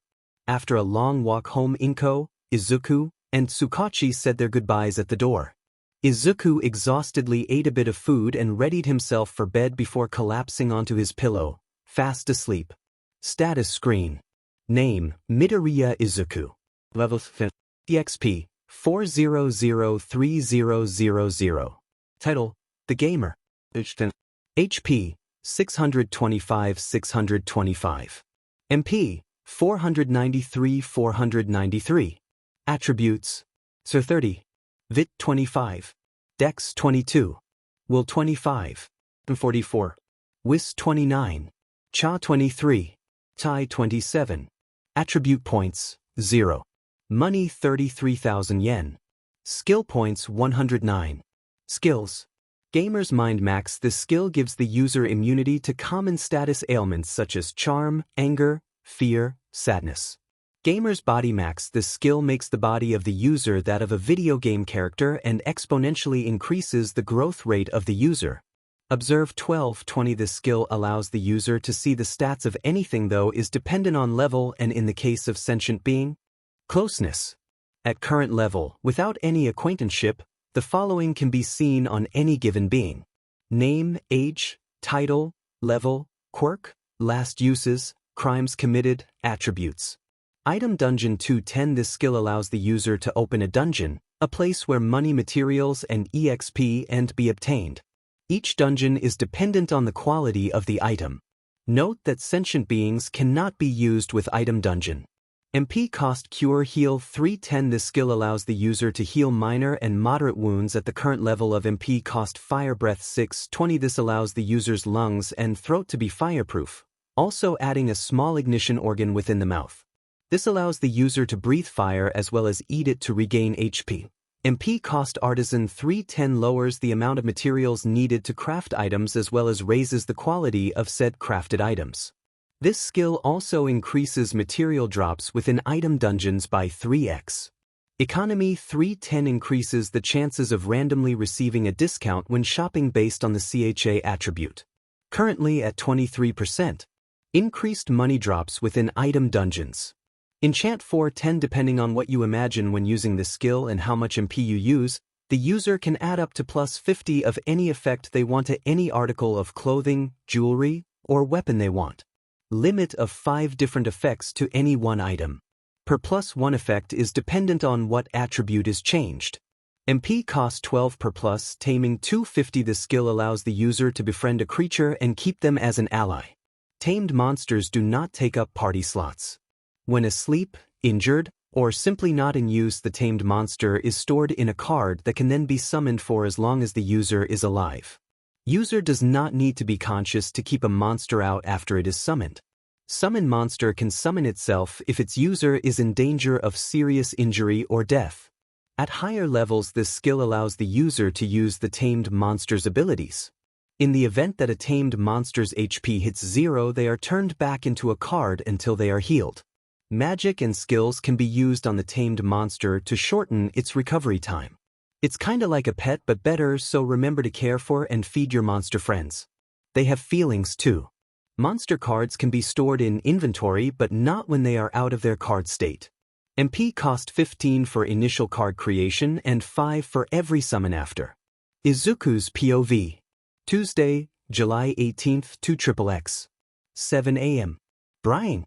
Izuku groaned into his pillow as his alarm went off and rolled over. Inko then knocked on the door solidly to jostle him the rest of the way awake. I'm up. He drawled with sleep still in his voice. Soon he was going about his morning routine and ready for school. He had some time left before he had to leave, so he decided to look at the skill grimoire. 5 of them caught his eyes right off the bat. Telekinesis, which he didn't pick before, its sister skill, medium, HP recovery, MP recovery, and teleport. So he clicked on each of them for more details. Skill grimoire. Telekinesis, 10 SP, allows the user to use a base-level telekinesis that grows with practice. Allows for moving objects up to 10 kilograms 22 pounds at level. MP cost 10, active skill. Teleport, 15 SP, allows the user to teleport to any place on the map. MP cost 10, active skill. Medium, 15 SP, allows the user to summon and communicate with the dead. MP cost 10, active skill. HP recovery, 10 SP, recovers the user's HP over time. At level 1, full recovery from 0 to max takes 3 hours. Passive skill. MP recovery, 10 SP, recovers the user's MP over time. At level 1, full recovery from 0 to max takes 3 hours. Passive skill. 60 skill points. 49 skill points remaining. Obtained skill book for telekinesis. Obtained skill book for teleport. Obtained skill book for medium. Obtained passive skill, HP recovery. Obtained passive skill, MP recovery. Izuku ended up buying them all and putting the skill books in his inventory for safekeeping until school was over. With that, he left the house after breakfast to go to school. As usual, school passed by drearily, but with the added bonus of more attribute points going to INT, Will, and AGI as a part of his normal study habits. Plus 6 to Will. Plus 7 to AGI. Plus 10 to INT. While walking back home with Katsuki, Izuku was excitedly telling him about the new skills he got this morning. Soon they were going their separate ways towards their homes. Once Izuku got home, he greeted his mom before grabbing a snack and heading to his room to dive into the 2 skill books. He started on the telekinesis book first, and it took him about an hour to read it cover to cover. Obtained telekinesis. By genetic inheritance and manually reading the skill book, this skill has 2 levels added to it. Telekinesis leveled up to telekinesis leveled up to the teleport book took about 20 minutes less than the last one. Obtained teleport. By manually reading the skill book, the skill has 1 level added to it. Teleport leveled up to medium took the longest to read at a total of 2 hours. Obtained medium. By manually reading the book and genetic inheritance, this skill has 2 levels added to it. Medium leveled up to 2. Medium leveled up to 3. Where did the genetic inheritance come from? He mumbled to himself and thought a moment. Oh, right. Oba-san on mom's side had that quirk. He remembered and paled as he also remembered to do his homework. He groaned and got to work. Tsukachi's POV. Tuesday, July 18th, 2XXX. In the early morning of 4 a.m., Tsukachi was woken up by a phone call. He checked his phone with a groan and saw the name of his chief on the screen. Kenji Tsuragami. Incoming call. With a sigh, he answers the call. Hello, sir. Good morning. What can I do for you? Tsukachi says with a yawn. Detective. I need you at the Mustafu Commission branch, ASAP. I'm sure you remember the report you helped a young child file yesterday. Well, that is the reason for the meeting. We were called in to discuss the matter more in depth because of the severity of the accusations and who they were aimed at. Confirmation is needed. Be there as soon as you can. Conference room 1. The chief says, I'll be there, sir. See you soon. Tsukachi says before hanging up and getting ready for a long day. Fully dressed and ready with a strong cup of coffee, he sets off toward his destination. By the time he's arrived, his cup is empty and in need of a refill, so he goes to the designated conference room and starts to refill his coffee. Just as he is putting the pot back, he sees Nedzu in one of the chairs sipping his tea silently along with Grand Torino and Chief Tsuragami. So how many people are going to participate in this meeting and who else are we waiting for besides the president? Tsukachi asked the chief as he sat down. Tsuragami turned to him and said, Aside from the president, board member Akaguro is all we are waiting for. About 5 minutes of silence went by before the president and Akaguro showed up. Thank you for your patience, everyone. Shall we get this meeting started? For those that don't know me, I am Nakai Miyoko, president of the Hero Commission. The woman greeted with an air of elegance and strength. The introductions go on around the table. Sorahiko Torino. Hero name, Grand Torino. Nedzu. Hero name, Nedzu. Principal of UA and board member of the Hero Commission. Tsuragami Kenji. Chief of Police. Tsukachi Naomasa. Mustafu PD Detective. Kaizome Akaguro. Board member of the Hero Commission. Former hero name, Stendhal. Now that that's out of the way, shall we begin? Nakai asked and everyone agreed. President Nakai starts with, Well, I've read the report that you all have in the folders in front of you, and while I don't want to believe it, the evidence attached is pretty convincing. Tsukachi-san, you helped this child file this, right? Was he being truthful? Tsukachi cleared his throat and spoke. As a few of you know, my quirk is lie detector. For those that don't, it basically tells me whether someone is lying or being truthful. Even if they believe something to be true themselves when it isn't true, as long as it's actually a lie, my quirk will tell me as such. He was being truthful the entire time. I didn't get even half of a lie. When he showed us the data, he apologized and said his quirk doesn't lie. My quirk flagged that as true, so as unfortunate as it is, the report is true. The child also told us that he was told to report things exactly like that by one Ida Taramesa of the Mustafu branch quirk registry. He flipped through the folder to find what he needed. Please see the file of the child in question's quirk to follow along. He continued, Midoriya-kun also explained to us in the meeting that when Ida-san requested that of him, his quirk took that request and made it into a permanent quest. The file does explain what that is for those that don't know. As part of that quest, he did what was asked of him. Tsukachi finished. So we can definitely trust this source. The nature of both of your quirks leaves no room for lies and falsities. That's good to know. Nakai-san states. Now, can any of these actions be morally justified? Such as the murders and arson? She asked. Nedzu spoke up next, trying to fight an uphill battle as the devil's advocate. As a pro hero, his job is definitely dangerous and casualties are an unfortunate reality of such a long career. He argued, though he already knew the outcome. A pro hero, especially one as seasoned as he is, should have more control than he has shown. Yes, casualties happen from time to time, but the frequency of his are beyond negligent. Akaguro shouted, appalled. Not only that, but how would you explain the abuse and RP? There is no reasonable excuse. He continued. Nedzu once again tried and failed to come up with any reasonable answer, so he only could defend with. Upbringing could be a significant factor. We always suspected his father was abusive when he was a pro, but we could never prove it. Akaguro scowled. That's even more of a reason he shouldn't have done those things. Why would he choose to follow in his father's footsteps instead of learning from his father's mistakes?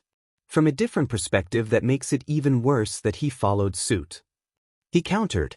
All right, enough. That question is answered and settled. Next topic would be, is it possible to gather evidence? Nakai-san interjected and directed the conversation forward. Yes, but any evidence in some of those crimes may be reduced due to age. These are crimes that could have possibly occurred somewhere between yesterday and from before Endeavor even was a pro hero. Unless we have an accurate time frame, for all we know we could only be investigating cold cases. Tsukachi stated. Blackmail would be difficult to obtain evidence for because of hearsay. There may be no physical traces of such a crime. Murder, while it may leave evidence of a body, may not be possible to link without connecting evidence or witnesses. Nedzu countered. But would any evidence that the investigation gathers be enough to prove any of the claimed crimes? She asked. Most of the general crimes would not be proven by normal investigative means. Unless you have a physic or a medium, we aren't going to find much. Tsuragami said. I don't if you care. Investigate what you can. You only said most. That means there are some of them that can be properly investigated. Take that and run with it. I don't care if we have to dig through his garbage in order to find evidence. If there is even a chance we find something, we'll take it. Unbeknownst to them, a certain scarred runaway will solve that problem. Okay, and when should he be apprehended? As it stands now, we only have two options and one appeals more than the other. We can either wait until after the investigation and minimize the risk of retaliation, or we can apprehend him beforehand and have a higher risk of him getting away, hurting more people in retaliation. Nakai stated clearly. It was at this moment that a look around the room told everyone what they needed to know. A round of nods was all that could be seen. No words were needed.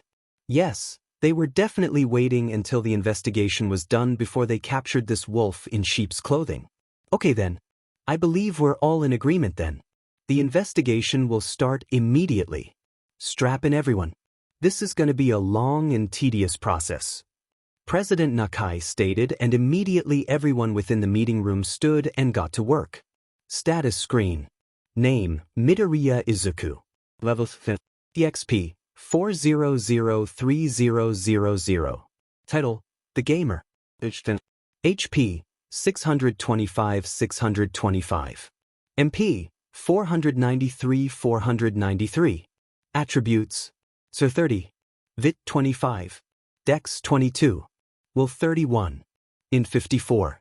Wis 29. Cha 23. Jai 34. Attribute points, 0. Money 33,000 yen. Skill points 64. Skills. Gamer's Mind Max. This skill gives the user immunity to common status ailments such as charm, anger, fear, sadness. Gamer's Body Max. This skill makes the body of the user that of a video game character and exponentially increases the growth rate of the user. Observe 1220. This skill allows the user to see the stats of anything, though is dependent on level and in the case of sentient being, closeness. At current level, without any acquaintanceship, the following can be seen on any given being. Name, age, title, level, quirk, last uses, crimes committed, attributes. Item Dungeon 210. This skill allows the user to open a dungeon, a place where money, materials, and EXP and be obtained. Each dungeon is dependent on the quality of the item. Note that sentient beings cannot be used with Item Dungeon. MP cost Cure Heal 310. This skill allows the user to heal minor and moderate wounds at the current level of MP cost Fire Breath 620. This allows the user's lungs and throat to be fireproof, also adding a small ignition organ within the mouth. This allows the user to breathe fire as well as eat it to regain HP. MP cost Artisan 310 lowers the amount of materials needed to craft items as well as raises the quality of said crafted items. This skill also increases material drops within item dungeons by 3x. Economy 310 increases the chances of randomly receiving a discount when shopping based on the CHA attribute. Currently at 23%. Increased money drops within item dungeons. Enchant 410. Depending on what you imagine when using this skill and how much MP you use, the user can add up to plus 50 of any effect they want to any article of clothing, jewelry, or weapon they want. Limit of 5 different effects to any one item. Per plus 1 effect is dependent on what attribute is changed. MP cost 12 per plus taming 250. This skill allows the user to befriend a creature and keep them as an ally. Tamed monsters do not take up party slots. When asleep, injured, or simply not in use, the tamed monster is stored in a card that can then be summoned for as long as the user is alive. User does not need to be conscious to keep a monster out after it is summoned. Summon monster can summon itself if its user is in danger of serious injury or death.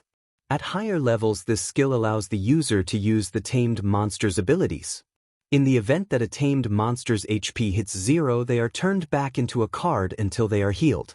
Magic and skills can be used on the tamed monster to shorten its recovery time. It's kinda like a pet but better, so remember to care for and feed your monster friends. They have feelings too. Monster cards can be stored in inventory but not when they are out of their card state. MP cost 15 for initial card creation and 5 for every summon after. Telekinesis 310 allows the user to use a base level telekinesis that grows with practice. Allows for moving objects up to 30 kilograms 66 pounds at level. MP cost 10 active skill. Teleport 210 allows the user to teleport to any place on the map. MP cost 10 active skill. HP recovery 110 recovers the user's HP over time. At level 1, full recovery from 0 to max takes 3 hours.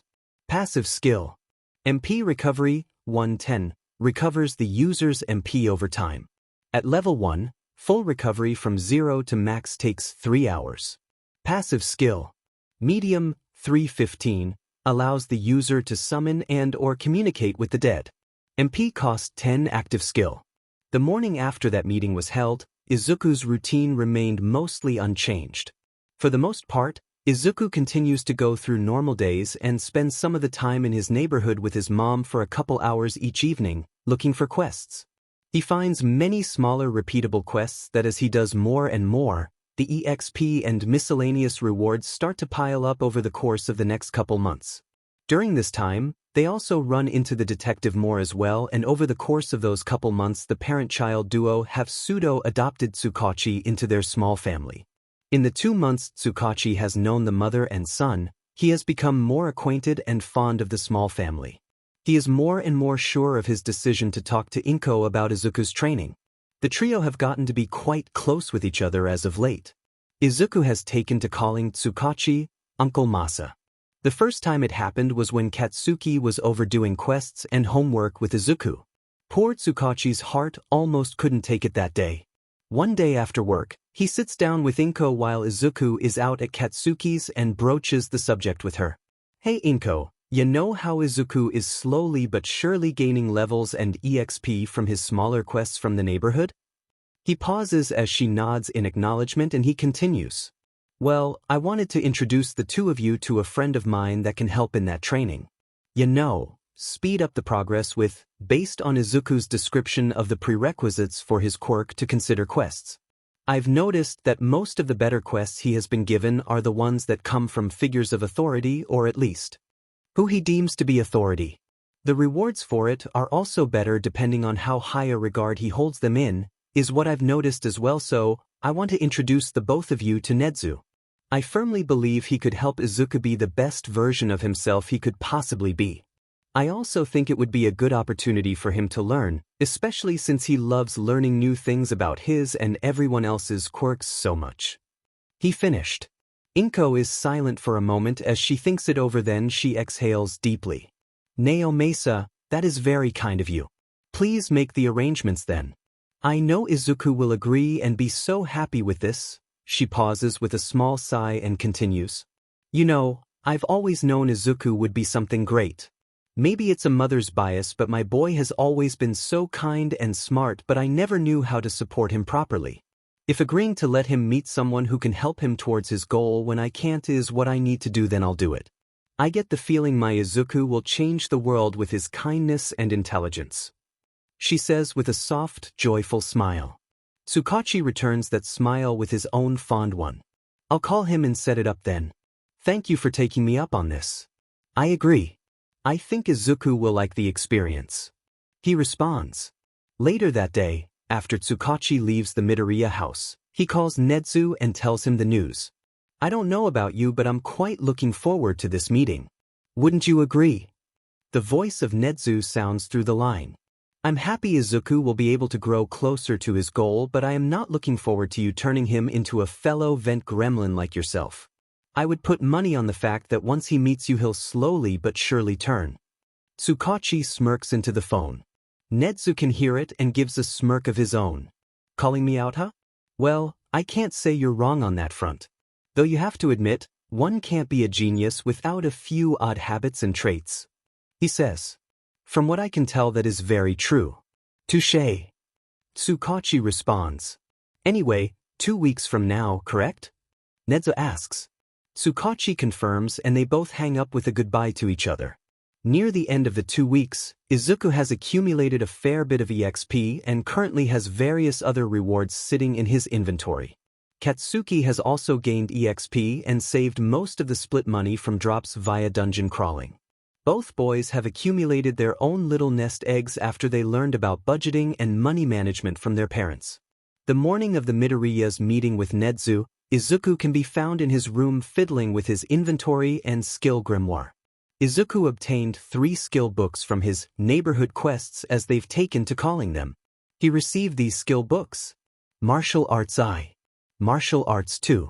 Both from helping an old martial arts instructor around his dojo. Green the Mutt.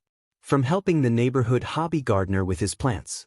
Along with the skill books, Izuku also obtained many drops from the dungeon he and Katsuki went into the weekend before. Looking at his inventory, we can see this. Inventory. Carrot items. Starter gear gift set. Woolly pig monster card rank C. Large woolly sheep monster card rank B. Martial Arts I skill book. Martial Arts II skill book. Green thumb I skill book. HP potion X10. MP potion X10. V equipment. Carrot materials. Wool X65. Iron ingots X5. Honey X30. Truffles X43. Leather X48. Lamb meat X62. Ginger X50. Ginseng X64. Spirulina X47. Peppermint X62. As we can see, Izuku got quite a few materials to experiment with and skill books to read as a way to fill the time before he and his mom head to UA for their meeting with Netsu and Tsukachi.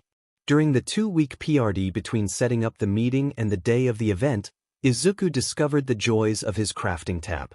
After the plant dungeon he and Katsuki went through, Izuku got an alert that he now had the materials to make HP and MP potions. After which he spent a bit of time creating 10 of each potion to have on hand. What we saw in his inventory is what was left after the creation of 20 potions. In an attempt to calm his frazzled nerves because he's going to be at UA today, he takes the time to read the skill books he received in his recent adventures. Before that though, he sat down on his bed and opened that starter gear gift set he received but forgot about. In it he got these things. Combat boots enchanted with +5 AGI. Gloves enchanted with +5 Dix. Sturdy jeans enchanted with +5 VIT. T-shirt enchanted with +5 VIT. Storage ring acts as a sort of quick bar where it lets the user summon one of 5 objects that can be stored within it without pulling up the user's inventory. Iron bat enchanted with +5 STR. Once he was done examining the new gear, He finally got to work going through the skill books he received. It took him about 20 minutes each to read the martial arts books, then another 30 minutes to read the Green Thumb book. A grand total of 1 hour and 10 minutes of reading later. Izuku received the notices for each book. Martial arts I has been read. Please choose 2 styles to learn from the options below. Capoeira, Krav Maga, Taekwondo. Izuku is momentarily shocked but picks 2 and moves on to his other notifications. Capoeira I has been learned. Muay Thai I has been learned. After making his choices, a second notice appears. Due to reading Martial Arts 2, the following skills have ranked up. Capoeira 2 has been learned. Muay Thai 2 has been learned. Green Thumb I has been obtained. Izuku goes to his Skills tab and reads through his new skills. Capoeira 2, Max, allows the user to know and use intermediate level capoeira. Muay Thai 2, Max, allows the user to know and use intermediate level Muay Thai. Green Thumb 1-5 allows the user to obtain X2. Crops per harvest. This skill also allows for a passive boost of speed for plant growth. Satisfied with his progress, he closes everything and starts getting prepared for the meeting in 45 minutes. 15 minutes later, the mother and son leave towards the train station and ride 10 minutes to the station closest to UA, where Tsukachi is waiting for them. After greeting one another, the trio walk another 10 minutes to UA's main campus, where they enter using visitor passes that they were sent in the mail beforehand. Tsukachi leads the way through the school past many full classrooms of teenagers of various years. About a 10-minute walk later, the trio is on the top floor, in front of Nedzu's office.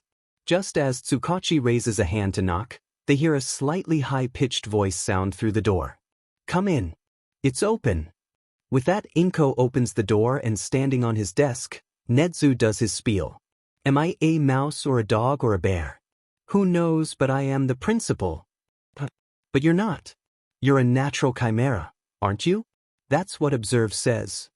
Izuku says with confusion on his face. Nedzu looks startled for a moment, then starts laughing. Tsukachi has a look of exasperation on his face beside Inko, who wears a slightly concerned but more confused expression. Once Nedzu is done laughing like a maniac, he greets them. "Oh wow. I haven't ever had anyone guess right before. This is fantastic. A pleasure to meet you both. As you know, I am Nedzu, the principal of UA High School. I look forward to our discussion, but first, tea anyone?" He says with a largely joyous but equally inhuman smile as he pours himself tea. Inko accepts the tea, if only to calm her nerves, and Izuku has some as well. Tsukachi politely declines as he has water with him. "Now, shall we begin?" Nedzu leads. "Please." Inko answers. "Yes." Izuku replies excitedly as he clutches the binder he kept in his storage ring until now. "Excellent. I see you have something with you. I assume it's something for me to look over?" Nedzu asks. Izuku nods and hops out of his seat to hand Nedzu the binder. The chimera happily takes the binder and starts carefully flipping through it. Everyone sits in a tense silence as he takes an hour to read through all 250 pages of this 2.5-inch thick binder. At the end of the hour, Nedzu sets down the binder and pours more tea into his long-since empty cup as the trio of tense humans watch in anticipation. "It seems to me from the information here that your quirk acts as more of a facilitator and archive than anything else. While it does give you new abilities, its core seems to be the potential inside you that fuels the materialization of your capabilities. Knowing that, it's rather impressive." Nedzu finally fills the silence. Izuku beams and Tsukachi looks visibly shocked. Inko can barely hold back a waterfall of proud tears. "Mrs. Midoriya. Young Izuku. I'd like to offer Izuku an opportunity. A place in this school as my personal student. What do you both think?" Nedzu says calmly. Mother and child look at each other and nod. Izuku stands and takes a deep breath. "I'll be blunt. This is a wonderful opportunity and I appreciate it. I also know that while my mother does her best at the moment, she wouldn't be able to support my dreams in the ways a hero can. I would also have to be a prideful fool to not accept, so, without hesitation, I accept your offer," he says with as serious a look on his face as a 10-year-old can muster. Inko has proud tears trickling down her cheeks as she still tries to keep it together, and Tsukachi has a fond smile on his face as he watches the scene before him. Nezu has a small smile on his face. Then shall we discuss further what this mentorship would entail? He says with that smile still on his face. Why don't we start with what you had planned and see if that remains the same, or we can discuss changing some things if necessary. Izuku replies with a glimmer in his eye. Nezu recognizes that glimmer, as did Tsukachi from being around Nezu so often. It was that look of, this is all according to how I predicted. And it caused Nezu to chuckle at the fact such an expression came from a 10-year-old, while Tsukachi is slightly mortified at the thought of the sweet kid he knew being like Nezu in any way. Inko gives a sigh in the background and comments, "Oh dear. Izuku, try not to startle them. What have I told you about using that little trick your father taught you? It can scare most people. Try to be careful who you use it on. Some people might not take it well," she says in a motherly tone that seems to scold a bit. Tsukachi looks like he has made a great but terrible mistake, and Nezu is just cackling. When he calms down, he says this. "Well, this is a wonderful surprise. What was that, detective? About not corrupting him? I think that's already been done before we even met him." As if to tease the detective, Inko gives a ladylike giggle at their reactions. "I think the arrangement will do quite nicely for Izuku. Don't you think so, Principal Nezu? What did you have in mind?" she says with a curious smile. Izuku nods beside her in anticipation. "I was planning on giving him a general placement test to see where he is in terms of regular school subjects, and then once I see where he is, branch out into more advanced subjects like psychology or engineering. I saw he has taken an interest in the crafting aspect of his quirk from reading the fairly large section pertaining to it in the binder he presented me. Does this sound agreeable thus far?" Nezu lays out. Inko and Izuku are nodding in agreement, so Nezu continues. "I was also thinking of having Izuku work with Eraserhead for any CQC training as a way for him to further his knowledge on the martial arts he knows, as well as learn any other forms of fighting he takes interest in. Eraserhead's knowledge on most forms of close-quarters combat makes him far more qualified to teach fighting than I am. It should be his off PRD now. Shall we have him come in?" Nezu concludes. The mother-son duo nod in agreement, and Nezu pages for him immediately. Minutes later, a knock comes from the door and Nezu calls them in. The door opens to reveal a dark-haired, scruffy-looking man that looks like he doesn't know what sleep is. Izuku's eyes glimmer and he vibrates in excitement. "It's Eraserhead. See him. It's really him." Izuku bursts. Nezu chuckles. "Of course you know who he is," he says. The new person in the room looks thoroughly confused and shocked. "Sir, is there something you needed me for?" Eraserhead asks. Nezu nods and gestures to the mother and son. These two are the Midoriya family. Inko and her son have agreed to allow Izuku here to become my personal student, Nezu says as he introduces the mother-son duo. Aizawa's eyes widen in shock for a moment before his face returns to its usual expression. Nezu continues. He has learned to the intermediate level of 2 forms of martial arts but needs an experienced fighter to teach him further and expand on his knowledge. I am not qualified to properly teach fighting to anyone, so I would like you to do it. You do have a choice, but I suggest getting to know him and his abilities before making a decision. Does that sound fair? He finishes. Aizawa has a contemplative look on his face as he considers his options. He finally decides and motions for the 4 to follow him. Minutes later, they arrive at a spacious gym equipped with padded flooring in one area. Aizawa turns to them and speaks. I've decided to judge for myself the potential of this child. The 2 of us will spar, and that will determine whether I decide to train him. He says clearly. Izuku's eyes seem to glimmer with excitement as he can be seen visibly trying to hold back his squeals. Aizawa goes onto the padding and takes a stance, waiting. Izuku quickly equips the gear he got earlier that day and excitedly takes a stance on the mats. Acting as referee, Tsukachi whistles to signal the start of the match, and the 2 begin sparring in a flurry of movements. Feet, elbows, knees, and fists can be seen as they weave and dodge attacks, both landing occasional blows on each other. Neither of them use their quirks as they know the purpose of this match. 20 minutes of this pass before Aizawa's experience wins out and he pins Izuku on the mat. Izuku may have lost the match, but he has won something worth the loss. That was longer than I expected it to be. You're more skilled than I thought you'd be. I found very few openings, and without my experience I might have lost. I agree to teach you to fight to the best of my abilities so long as you agree to do your best. Aizawa says with his Totoro smile. Izuku beams through the sweat rolling off him. In the end, the five of them return to Nezu's office and plan out together what Izuku would learn under Nezu and Aizawa's mentorship. Academics, Nezu. Physical training, Aizawa. With this outline in place, all Izuku has to do is absorb the information given to him like the sponge he is.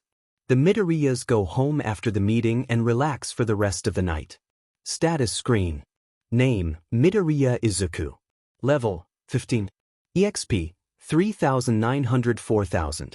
Title, The Gamer. HP, 625. MP, 493. Attributes, Sir 30. Vit 25. Dex 22. Will 31. Int 54. Wis 29. Cha 23. Jai 34. Attribute points, 20. Money 33,000 yen. Skill points 79. Skills. Gamer's Mind Max. This skill gives the user immunity to common status ailments such as charm, anger, fear, sadness. Passive skill. Gamer's Body Max. This skill makes the body of the user that of a video game character and exponentially increases the growth rate of the user. Passive skill. Observe 1520. This skill allows the user to see the stats of anything, though is dependent on level and, in the case of sentient being, closeness. At current level, without any acquaintanceship, the following can be seen on any given being. Name, age, title, level, quirk, last uses, crimes committed, attributes. Passive skill. Item Dungeon 410. This skill allows the user to open a dungeon, a place where money, materials, and EXP and be obtained. Each dungeon is dependent on the quality of the item. Note that sentient beings cannot be used with Item Dungeon. MP costs 25. Active skill. Cure Heal 610. This skill allows the user to heal minor and moderate wounds at the current level of MP costs 6. Active skill. Fire Breath 1220. This allows the user's lungs and throat to be fireproof, also adding a small ignition organ within the mouth. This allows the user to breathe fire as well as eat it to regain HP. MP cost 5. Active skill. Artisan 710 lowers the amount of materials needed to craft items as well as raises the quality of said crafted items.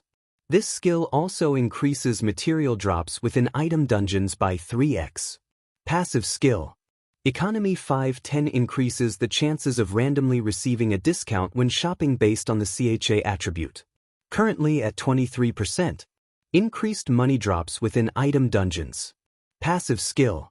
Enchant 710. Depending on what you imagine when using this skill and how much MP you use, the user can add up to plus 50 of any effect they want to any article of clothing, jewelry, or weapon they want. Limit of 5 different effects to any one item. Per plus 1 effect is dependent on what attribute is changed. MP costs 6 per plus 1. Active skill. Taming 1050. This skill allows the user to befriend a creature and keep them as an ally. Tamed monsters do not take up party slots. When asleep, injured, or simply not in use, the tamed monster is stored in a card that can then be summoned for as long as the user is alive. User does not need to be conscious to keep a monster out after it is summoned. Summoned monster can summon itself if its user is in danger of serious injury or at higher levels. This skill allows the user to use the tamed monster's abilities. In the event that a tamed monster's HP hits 0, they are turned back into a card until they are healed. Magic and skills can be used on the tamed monster to shorten its recovery time. It's kinda like a pet but better, so remember to care for and feed your monster friends. They have feelings too. Monster cards can be stored in inventory but not when they are out of their card state. MP cost 15 for initial card creation and 5 for every summon after. Telekinesis 510 allows the user to use a base level telekinesis that grows with practice. Allows for moving objects up to 30 kilograms 66 pounds at level MP cost 5, active skill. Teleport 410, allows the user to teleport to any place on the map. MP cost 5, active skill. HP recovery, max, recovers the user's HP over time. At max level, full recovery from 0 to max takes 30 minutes. Passive skill. MP recovery, max, recovers the user's MP over time. At max level, full recovery from 0 to max takes 30 minutes. Passive skill. Medium, 715, allows the user to summon and communicate with the dead. MP cost 7, active skill. Capoeira 2, max, allows the user to know and use intermediate level capoeira. Passive skill. Muay Thai 2, max, allows the user to know and use intermediate level Muay Thai. Passive skill. Green Thumb 1-5, allows the user to obtain X2 crops per harvest. This skill also allows for a passive boost of speed for plant growth. Passive skill. Once the Midoriyas return home, Izuku is sent off to bed. However, Izuku finds himself unable to calm down enough to sleep properly at the thought of starting his lessons tomorrow and meeting the other staff of UA. So, into the dead of night, he works on his notebooks and quirk binder that he usually keeps in his inventory. Izuku works until the wee hours of the morning when he falls asleep at his desk, just a few hours before he has to wake up for school. Those 4 hours pass into the morning as his alarm sounds off loudly. He groans as it goes off and slowly peels his face away from his desk, revealing a red sleep mark. Then there is a knock at the door and his mother sounds off saying, "Izuku, sweetie. It's time to wake up. You have school soon." He jumps with a small yelp of surprise. Inko hears and asks what happened. "I was just startled. I didn't get much sleep since I was a bit too excited," he says as Inko opens the door to see sleep marks on his face. She giggles and say, "Well, I can't really blame you for that. I know you must be feeling many emotions about starting your lessons." Izuku nods and sighs. "I should get ready for school. I'll be down in a few minutes, Mom," he says to her as he goes and takes his uniform off its hanger. Inko nods and leaves the room, closing the door with a click. Izuku quickly gets dressed for school and goes about his normal morning routine. Soon, he heads downstairs for a quick bite of breakfast before leaving for school. A 20-minute walk later, Izuku is in his seat behind Katsuki and quietly observing his classmates. Once school started, the day passed in a flash with Izuku learning little to nothing new.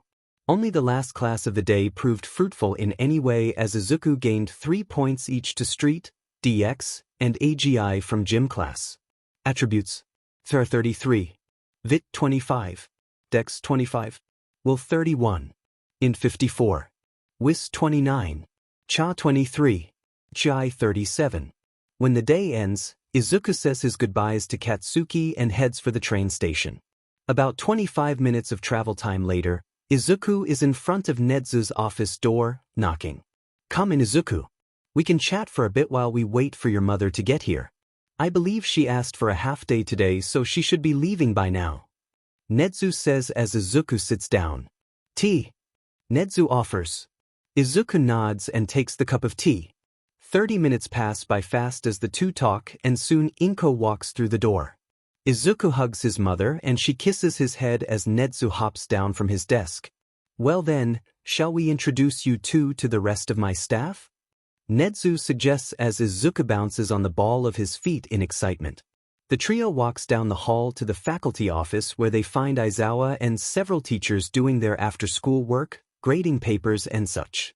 "Good evening, everyone," Nedzu says as Izuku makes a beeline straight for Aizawa and greets him.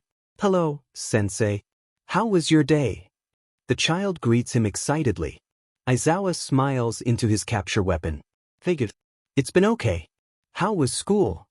he replies. Izuku sighs with a pout on his face. "It was so boring. They didn't teach anything I didn't already know.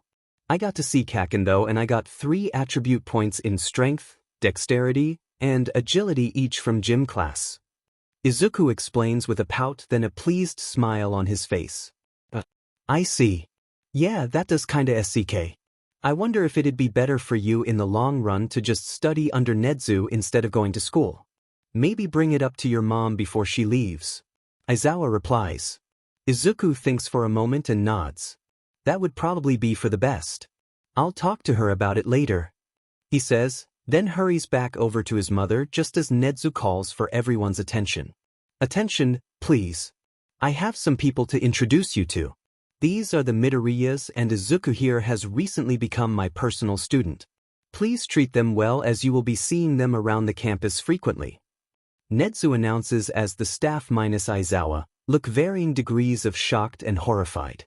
After a moment of silence, someone breaks it. If it makes any of you feel any better, he is also learning CQC from me. Aizawa says, knowing that it'll just make it worse. A few of the staff like Midnight and 13 quietly facepalm and sigh, knowing this too.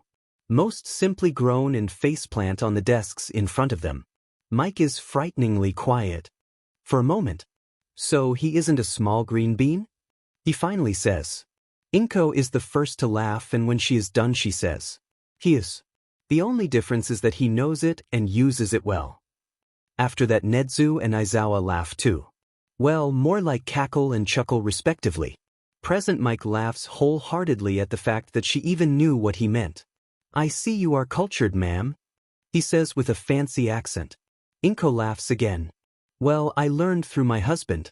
He really likes pre-Quirk internet memes. I've come to like them too, she says as Midnight and Mick's faces light up. The other staff groan once more, and Aizawa rolls his eyes and smiles into his capture weapon again as the trio of adults seem to become fast friends. Well, Izuku is supposed to take his placement test today, so we shall be in my office. Inko, you are free to come with us, or you can hang out here with Mike and Midnight if you wish. Whichever you want. Nezu says as he heads back to his office with Izuku in tow. Inko turns in their direction and waves. Oh, have fun, Izuku. I'll see you when you're done. Good luck, honey, she says and receives a bright smile in return.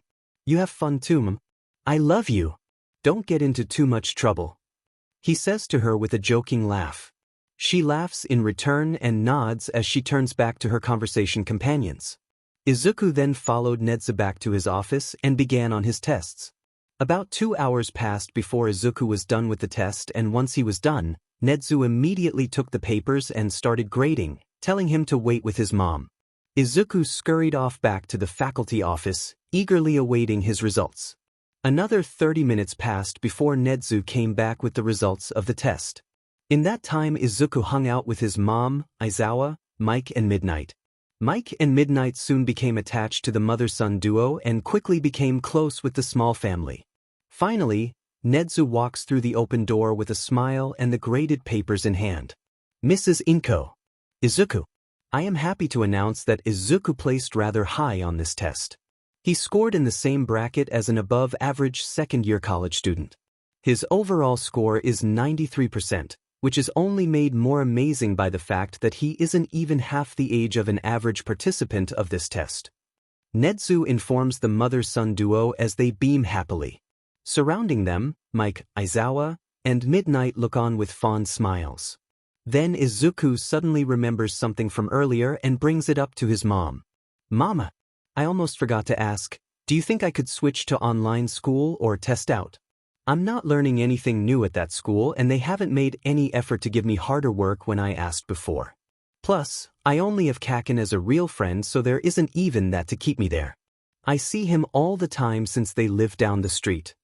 Izuku rambles his pleas as Inko just smiles and waits for him to finish. Once Izuku is done, she pats his curly hair and giggles. Honey, there's no need to beg. I promise. If you think either of those options is better for you, then I say go for it. I will say though, to apply for any harder courses, you'll have to test out first so they know you have learned what you needed to first. She says to Izuku. Nezu nods and interjects briefly. She's right, and if you're both amicable to the idea, I'd like to make a suggestion for Izuku's path moving forward. He says. The mother and son both nod and listen to the Chimera's ideas. My suggestion for after you've tested out is to apply for college. I also advise majoring in quirk science. It is something you are already good at but could also learn more about. I also theorize that the classes will provide better and more rewarding quests as a result of being more advanced than your previous classes. Nezu explained to the two. Inko nods. Let's make that appointment now, she says and calls the number that Nezu gave her while they were discussing it. After about 45 minutes, the appointment was set for the end of the month, October 31st. In the meantime, for Izuku's schooling, the three of them agreed that Izuku would be pulled from Aldra Elementary and will learn full-time from Nezu until he can apply for college. Once the conversation was over, Inko left for home while Izuku spent the rest of his time with Nezu until it was time for him to go home. At around 8 p.m., Mike and Aizawa drove him home and walked him to the door. As soon as he was inside, he ate dinner, showered, and went to bed. The next morning, Izuku and Inko get dressed and ready for their day.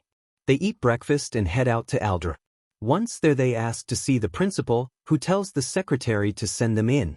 Inko immediately gets to the point and tells him that she is pulling Izuku from school because they haven't met any of his academic needs. He asks how she came to that conclusion, so she explains to him that Izuku has told her of the times when he would ask for harder work only to be met with being ignored. She also tells him that Izuku is bored in his classes because the work is so easy.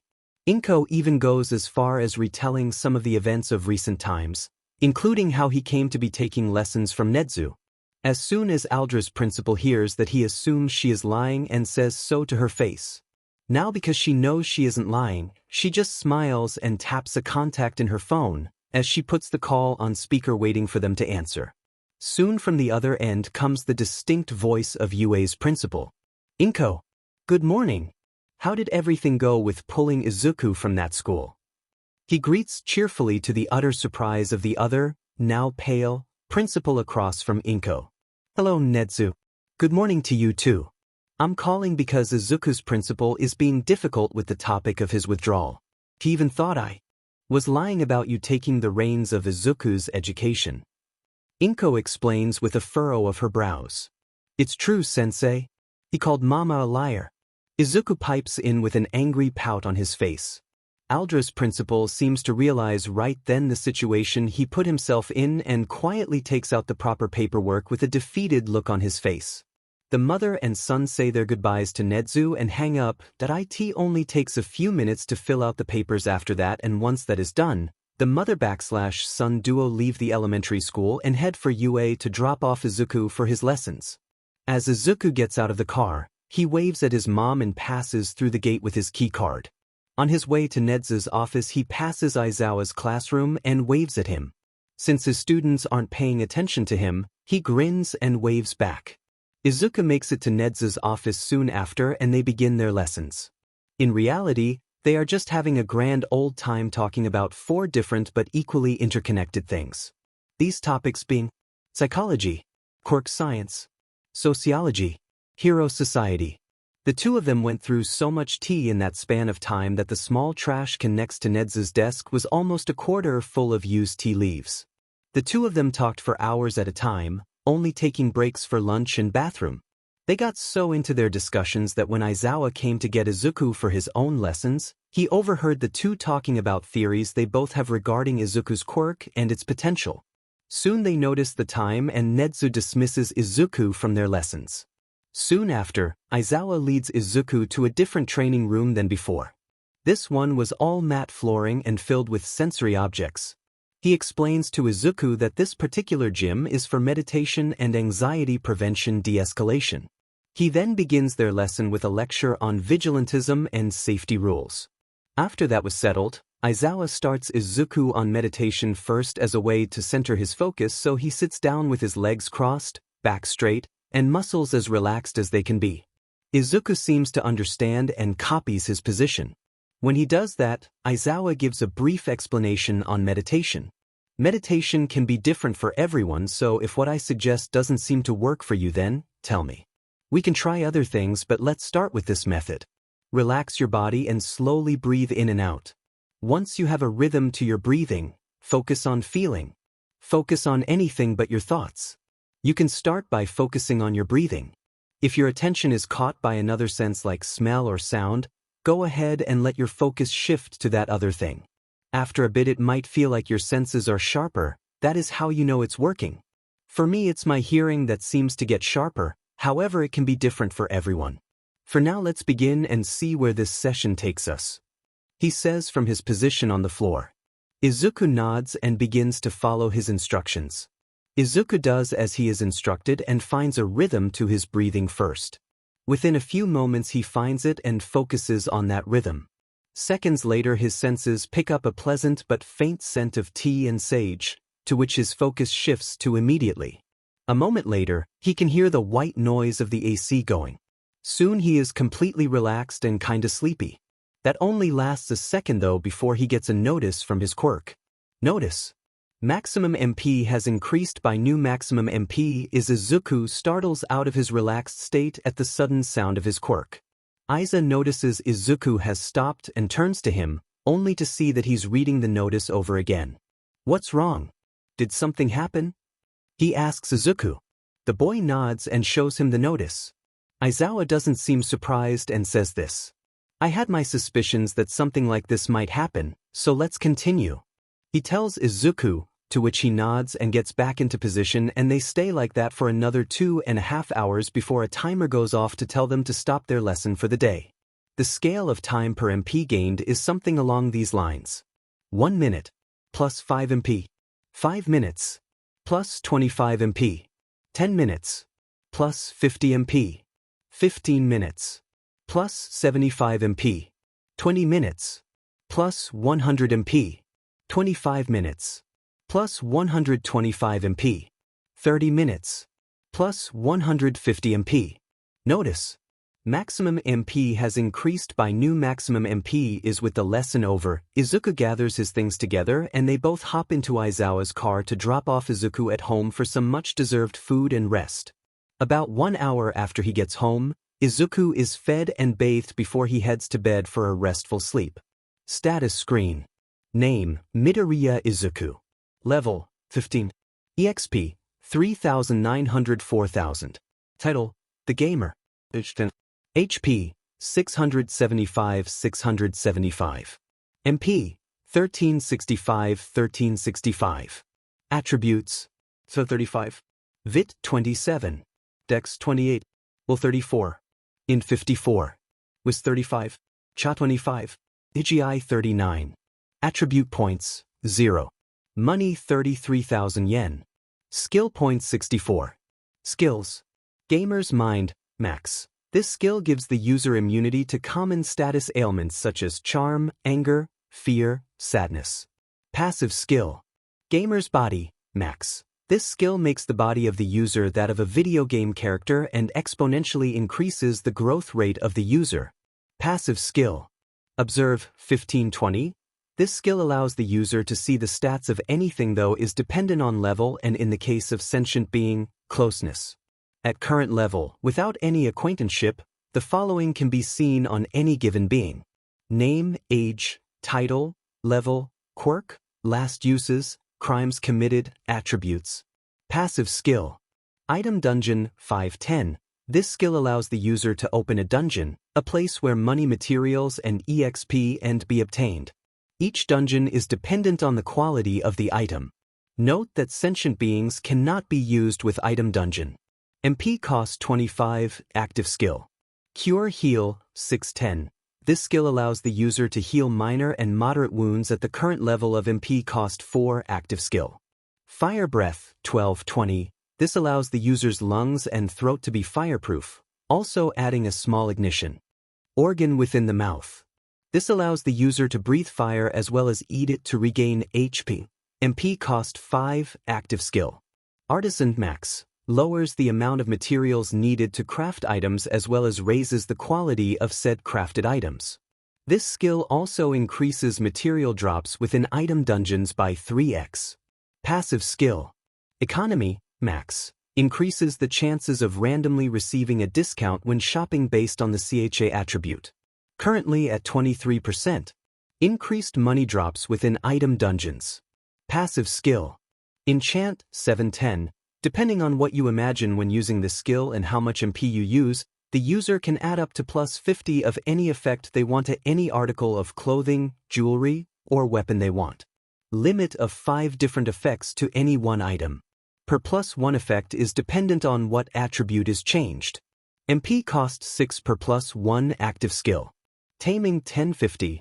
This skill allows the user to befriend a creature and keep them as an ally. Tamed monsters do not take up party slots. When asleep, injured, or simply not in use, the tamed monster is stored in a card that can then be summoned for as long as the user is alive. User does not need to be conscious to keep a monster out after it is summoned. Summon monster can summon itself if its user is in danger of serious injury or death. At higher levels, this skill allows the user to use the tamed monster's abilities. In the event that a tamed monster's HP hits 0, they are turned back into a card until they are healed. Magic and skills can be used on the tamed monster to shorten its recovery time. It's kinda like a pet but better, so remember to care for and feed your monster friends. They have feelings too. Monster cards can be stored in inventory but not when they are out of their card state. MP cost 15 for initial card creation and 5 for every summon after. Telekinesis 510 allows the user to use a base level telekinesis that grows with practice. Allows for moving objects up to 50 kilograms 110 pounds at level. MP cost 5 active skill. Teleport 410 allows the user to teleport to any place on the map. MP cost 5 active skill. HP recovery max recovers the user's HP over time. At max level, full recovery from 0 to max takes 30 minutes. Passive skill. MP recovery max recovers the user's MP over time. At max level, full recovery from 0 to max takes 30 minutes. Passive skill. Medium 715 allows the user to summon and communicate with the dead. MP cost 7 active skill. Capoeira 2 max allows the user to know and use intermediate level capoeira. Passive skill. Muay Thai 2 max allows the user to know and use intermediate level Muay Thai. Passive skill. Green Thumb max allows the user to obtain X2 crops per harvest. This skill also allows for a passive boost of speed for plant growth. Passive skill. October 6th 2XXX. 6 a.m. Saturday. Izuku wakes up to the sound of his quirk's alarm going off in his head and immediately remembers the discoveries from yesterday's training session with Aizawa. He's fully awake by now and heads downstairs to have breakfast with his mom before he gets ready for the day. After breakfast, he goes back to his room and gets dressed in his normal casual clothes of a t-shirt and cargo shorts. Once dressed, he does the most recent addition to his routine, meditation. 30 minutes later, Izuku receives a couple of notifications. Notice: maximum MP has increased by new maximum MP. Izuku smiles as he dismisses the screens and heads back downstairs, out the door with his mom to the Bakuga's house for a day of exploring more item dungeons. Somewhere in the city the day before, a heavily scarred teenager is tipped off by a trusted informant that something is going down and that the pro-hero endeavor might fall from grace soon. The next few days for this teen are spent mulling over the pros and cons of coming forward with his own information. Then on the 10th of October, he finally comes to a decision and heads straight for Mustafu police station asking for Tsukachi. After speaking to this teenager, Tsukachi is horrified but not shocked. Everything the teen, now known to be Tuya Todoroki, said was flagged as true by his quirk. He already knew most of this thanks to Izuku's quirk, but the claims of Tuya corroborating the information they had along with the documented evidence Tuya brought in only proved to better the case against the wolf in sheep's clothing that is Enji Todoroki. Tuya agreed to be placed in protective custody with Tsukachi as his guardian, and once the proper people were contacted, the detective filled out his own paperwork to be the guardian of Tuya for the time being.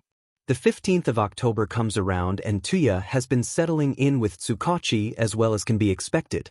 The meeting to discuss the new evidence is today, and Tsukachi asks Sansa to watch Tuya while he is in this meeting. October 15th 2XXX. 11 a.m. Monday.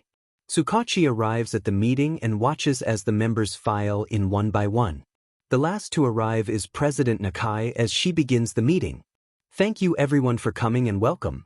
This meeting shouldn't take too long as it only covers a couple things, she says and pauses for a moment before continuing.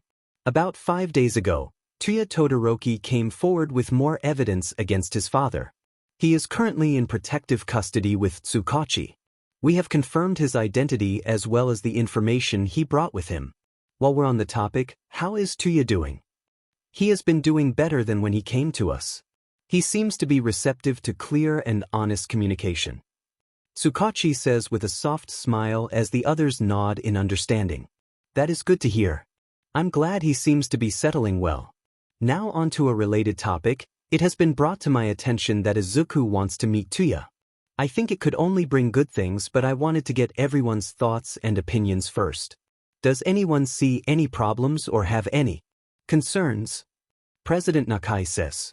The other participants take a few minutes to think and all of them voice that they see no issue with the idea, so President Nakai continues.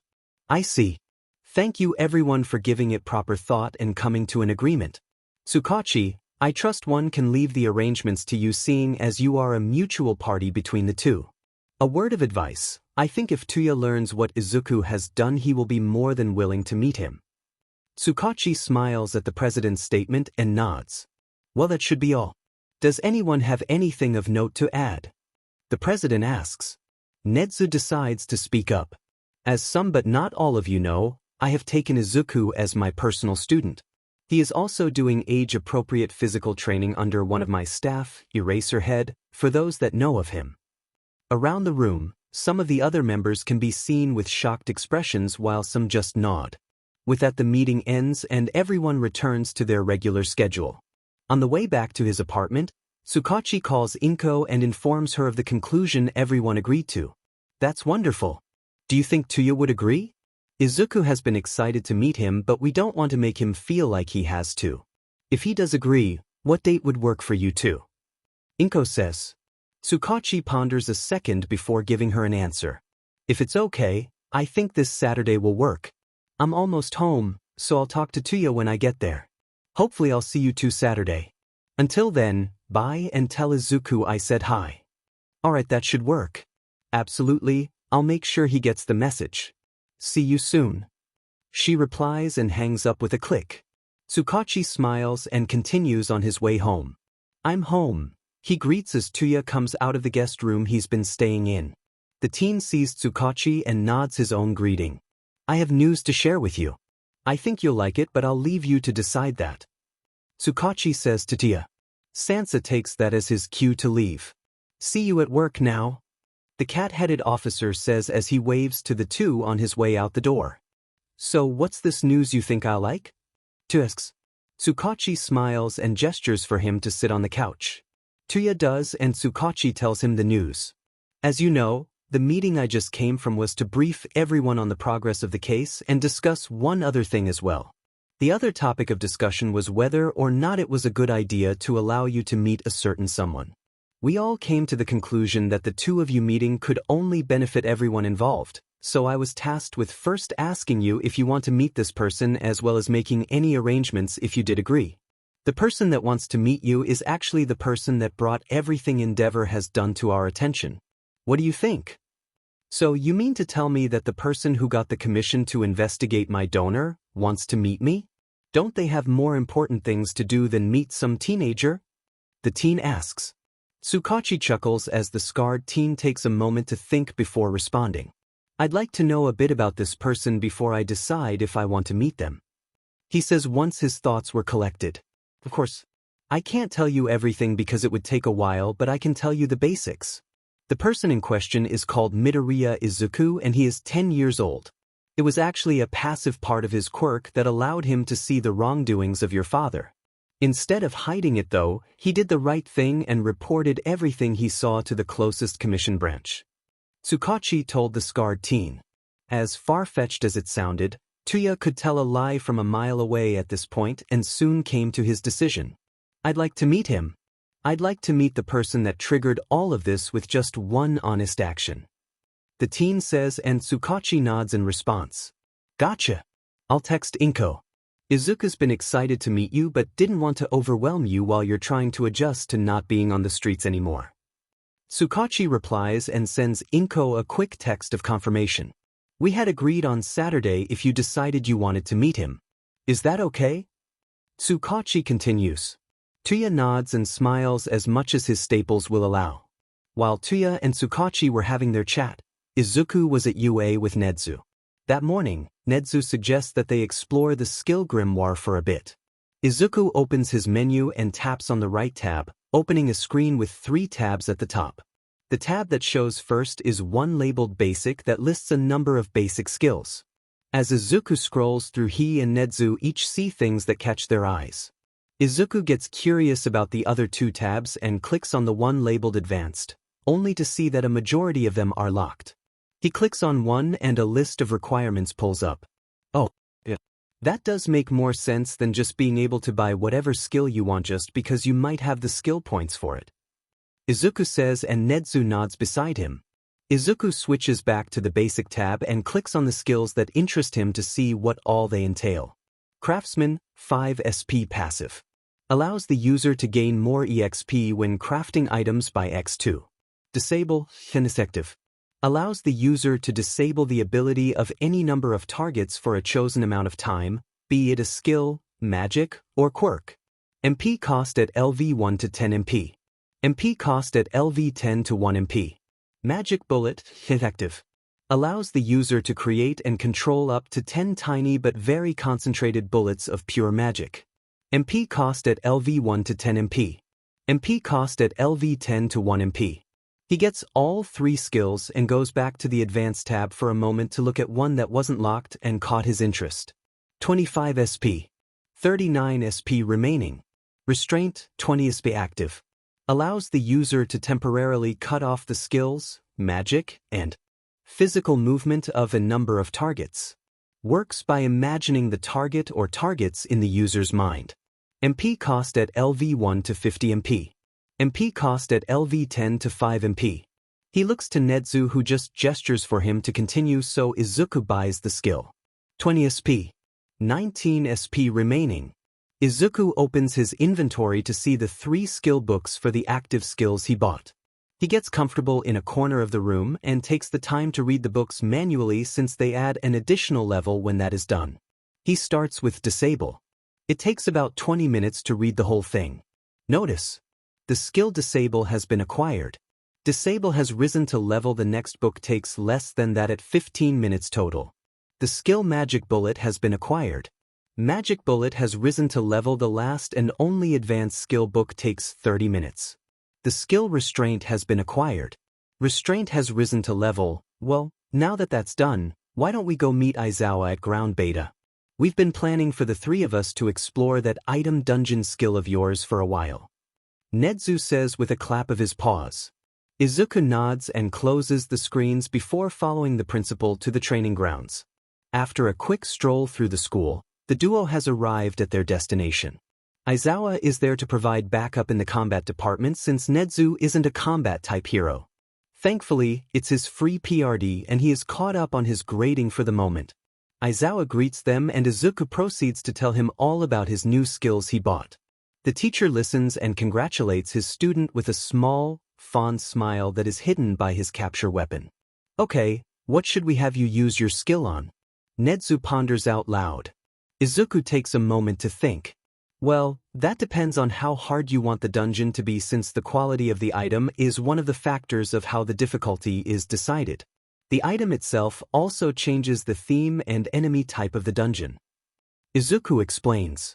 He then pulls out from his inventory a jar of honey, an iron ingot, and a ginseng root. Maybe one of these? He suggests. After a moment of thought, he adds to his statement. I kinda want to go into the iron ingot so I can collect more of them. I've been wanting to experiment with my crafting tab. Nedzu and Aizawa nod in understanding as the former motions for him to continue as planned. Alright, let's head off then. Item dungeon. Izuku shouts excitedly and immediately a flash of light engulfs them. When they open their eyes again, the trio are all in the dungeon. Though, it looks very different from the last time Izuku went into one. This time the starting area isn't at the entrance of a combat zone but the entrance of a town. Before Izuku can say anything, a notice interrupts him. Notice. By item dungeon reaching level 5, you now have access to the features of Dungeon Town. These features include 2 guilds, the market and the tavern. The 2 guilds are the Adventurers Guild and the Commerce Guild, where the former issues quests for monster extermination, investigations, and material gathering. The latter of the 2 is where one can also take quests for material gathering and bodyguarding. The Commerce Guild also serves as a place to bulk sell and buy whatever you can think of. They also buy and sell land within the town and territory. The market is similar to the Commerce Guild in the fact that you can buy and sell there, but the difference is that the market doesn't bulk buy and sell. You can only buy and sell a limited quantity of things before they refer you to the Commerce Guild. The tavern is simply for socializing and finding information. You also now have access to a submap of this town so you can find your way around. Happy hunting! Well, that explains a bit. I was wondering why this place looked different from last time I was here. Izuku says, I guess we should explore the town. I'm assuming we can't go into the combat zones without going through at least the Adventurers Guild first, he continued. The other 2 nod and follow Izuku to the Adventurers Guild. They arrive to see people milling about and talking to one another. The trio seems to catch the attention of some people, probably because they are unfamiliar faces in a semi-small town. Izuku and his teachers move towards the reception desk where the clerk looks up and seeing they are unfamiliar faces, she asks if they are here to register or submit a request. We're here to register as adventurers. I'm Izuku and these are my teachers, he says as he gestures beside him. Shoyuda Aizawa. Nedzu. They introduce themselves as she pulls out 3 sheets of paper. I see. Well, I'll need all 3 of you to fill out this paperwork and touch our confirmation crystal to verify the information you've put down, she says as she hands them each a sheet of paper. The paper asks for 4 pieces of information: name, age, species, and class. They all quickly fill them out and hand the papers back to her. Name, Izuku Midoriya. Age, 10 years old. Species, human. Class, tactician. Name, Shoyuda Aizawa. Age, 25 years old. Species, human. Class, pheasant. Age, 50 years old. Species, chimera. Class, grandmaster. Once she looks over the papers, she nods and gestures for them to follow her. They arrive at a back room with a crystal ball-like object on a table. This is a confirmation crystal. It is a magic item that verifies the validity of information via touch. If the information matches each other, the applicant is accepted. She explains and gestures for the first applicant to step forward. Izuku goes first, touching the crystal. It glows blue and displays the same information that's on the paper. Nedzu and Aizawa each go after that and they receive the same reaction. The clerk then goes over to a shelf with another contraption on it that has just finished spitting out 3 metal cards with their name, class, and rank on it. Izuku Midoriya. Tactician. Frankfurt. Shoyuda Aizawa. Tazov. Frankfurt. Nedzu. Grandmaster. Frankfurt. They pocket their cards and follow the clerk as she explains the rank system. She also shows them the jobs boards for rank E and D. She then hands them each a paper with the rank up requirements. Rank requirements. E to D.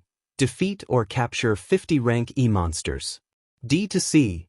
Defeat or capture 40 rank D monsters. C to B. 5 escort jobs completed. Defeat or capture 30 rank C monsters. B to A. 10 escort jobs completed. Defeat or capture 20 rank B monsters. A to S. 5 noble escort jobs completed. Defeat or capture 10 rank A monsters. S to SS. 10 noble escort jobs completed. Defeat or capture 5 rank S monsters. They then go over to the rank E board and immediately find a job hunting some wood golem. Rank Monster Extermination. Defeat 10 wood golems and bring back their cores as proof of extermination. Note, if you defeat more than 10 wood golems, we will pay extra. Reward, 1,000 yen and any looted items aside from the cores. 100 yen per extra wood golem core. They tear it off and take it to the clerk for approval. She stamps it and they head off towards the woods where Izuku's map says the monsters are. The trio follow the map and find the monsters' den pretty quickly. I can see more than 1 golem ahead. Izuku whispers to his teachers. As soon as they are close enough, Izuku activates 2 of his skills in a unison of burning magic. He opens his mouth and shouts, "Hot shots!" The moment he finishes speaking, about 5 balls of fire magic exit his mouth as he directs them towards the golems guarding the outside of the den. It only takes a minute for the golems to burn to ash piles. The ash disappears with a shimmer of light, leaving behind decently sized piles of 8 2x4 plumber pieces as well as small sacks of money that totaled to about 5,000 yen. Plus 5 wood golem cores. Plus 40 lumber. Plus 5,000 yen. Plus 5,000 EXP. You have leveled up to because you activated 2 skills at the same time, you have created a new skill. Hot Shots has been created. Hot Shots has leveled up to the trio continues through the den of golems as they deal with 3 more waves of them. Plus 15 wood golem cores. Plus 120 lumber. Plus 15,000 yen. Plus 15,000 EXP. You have leveled up to congratulations. You have reached a milestone level. You have received plus 5 points to all attributes and plus 20 skill points. Hot Shots has leveled up to new max HP, 800. New max MP, 2195 2195. Oh heck yeah! I leveled up and it's an increment level so I gain extra stats and skill points. The artisan skill I have is really helping me rack up the materials too. The same is happening with the economy skill. Izuku says as he gathers his drops. Boss monster has spawned. Caution! Here comes the last wave. The boss has spawned too. He tells his teachers. They arrive at the last clearing in the den as the boss monster notices them. They take down the last 5 wood golems and start on the boss, an iron golem. Izuku knows that simply burning it to ash won't work so he uses a different strategy. Restraint. He shouts, freezing the boss in place as he activates a second skill with another shout. Magic bullet. He bellows as the maximum of 10 bullets manifest and shoot towards the iron golem, repeatedly bombarding its weak points in its joints. After about 20 hits to each joint, the boss crumbles to pieces revealing about 20 iron ingots and a large bag similar to the previously smaller bags of money. Plus 1 iron golem core. Plus 20 iron ingots. Plus 10,000 yen. Plus 10,000 EXP. You have leveled up to 3,000 5,000 EXP. Attributes. SAR 40. Vit 32. Dex 33. Will 39. In 59. Wis 40. Cha 30. GI 44. Attribute points, 35. Money 65,000 yen. Skill points 39. Well, that's done. We should head back and report our successful job to the guild. Izuku says as he turns back to his teachers. I theorize that you won't need our help with these guild quests until about rank C or B. We'll accompany you through, just to put your mother's mind at ease until she decides otherwise. Netsu says with a thoughtful look on his face. Aizawa nods next to him and adds his own 2 cents as well. You did very well and were careful despite the opponents being quite a bit weaker than you. It's always a good idea to keep your guard up in situations like those. Izuku nods at him and starts heading back to the guild, his teachers not far behind. 30 minutes later, they find themselves at the front desk of the Adventurers Guild where they slide the stamped paper and their guild cards onto the counter, along with the sack of 20 wood golem cores and 1 iron golem core. The clerk looks at them and checks the paper as well as the number of cores in the bag. As she counts the number of cores and finds the iron golem core, she can't help but be shocked. She finishes confirming the completion of the job and updates the records on their guild cards. Once she is done, she hands them a small bag of money along with their guild cards. Good work out there, you 3. Here's your reward money and guild cards back. She says with a smile. Izuku nods and they leave the guild hall to explore the town a bit more.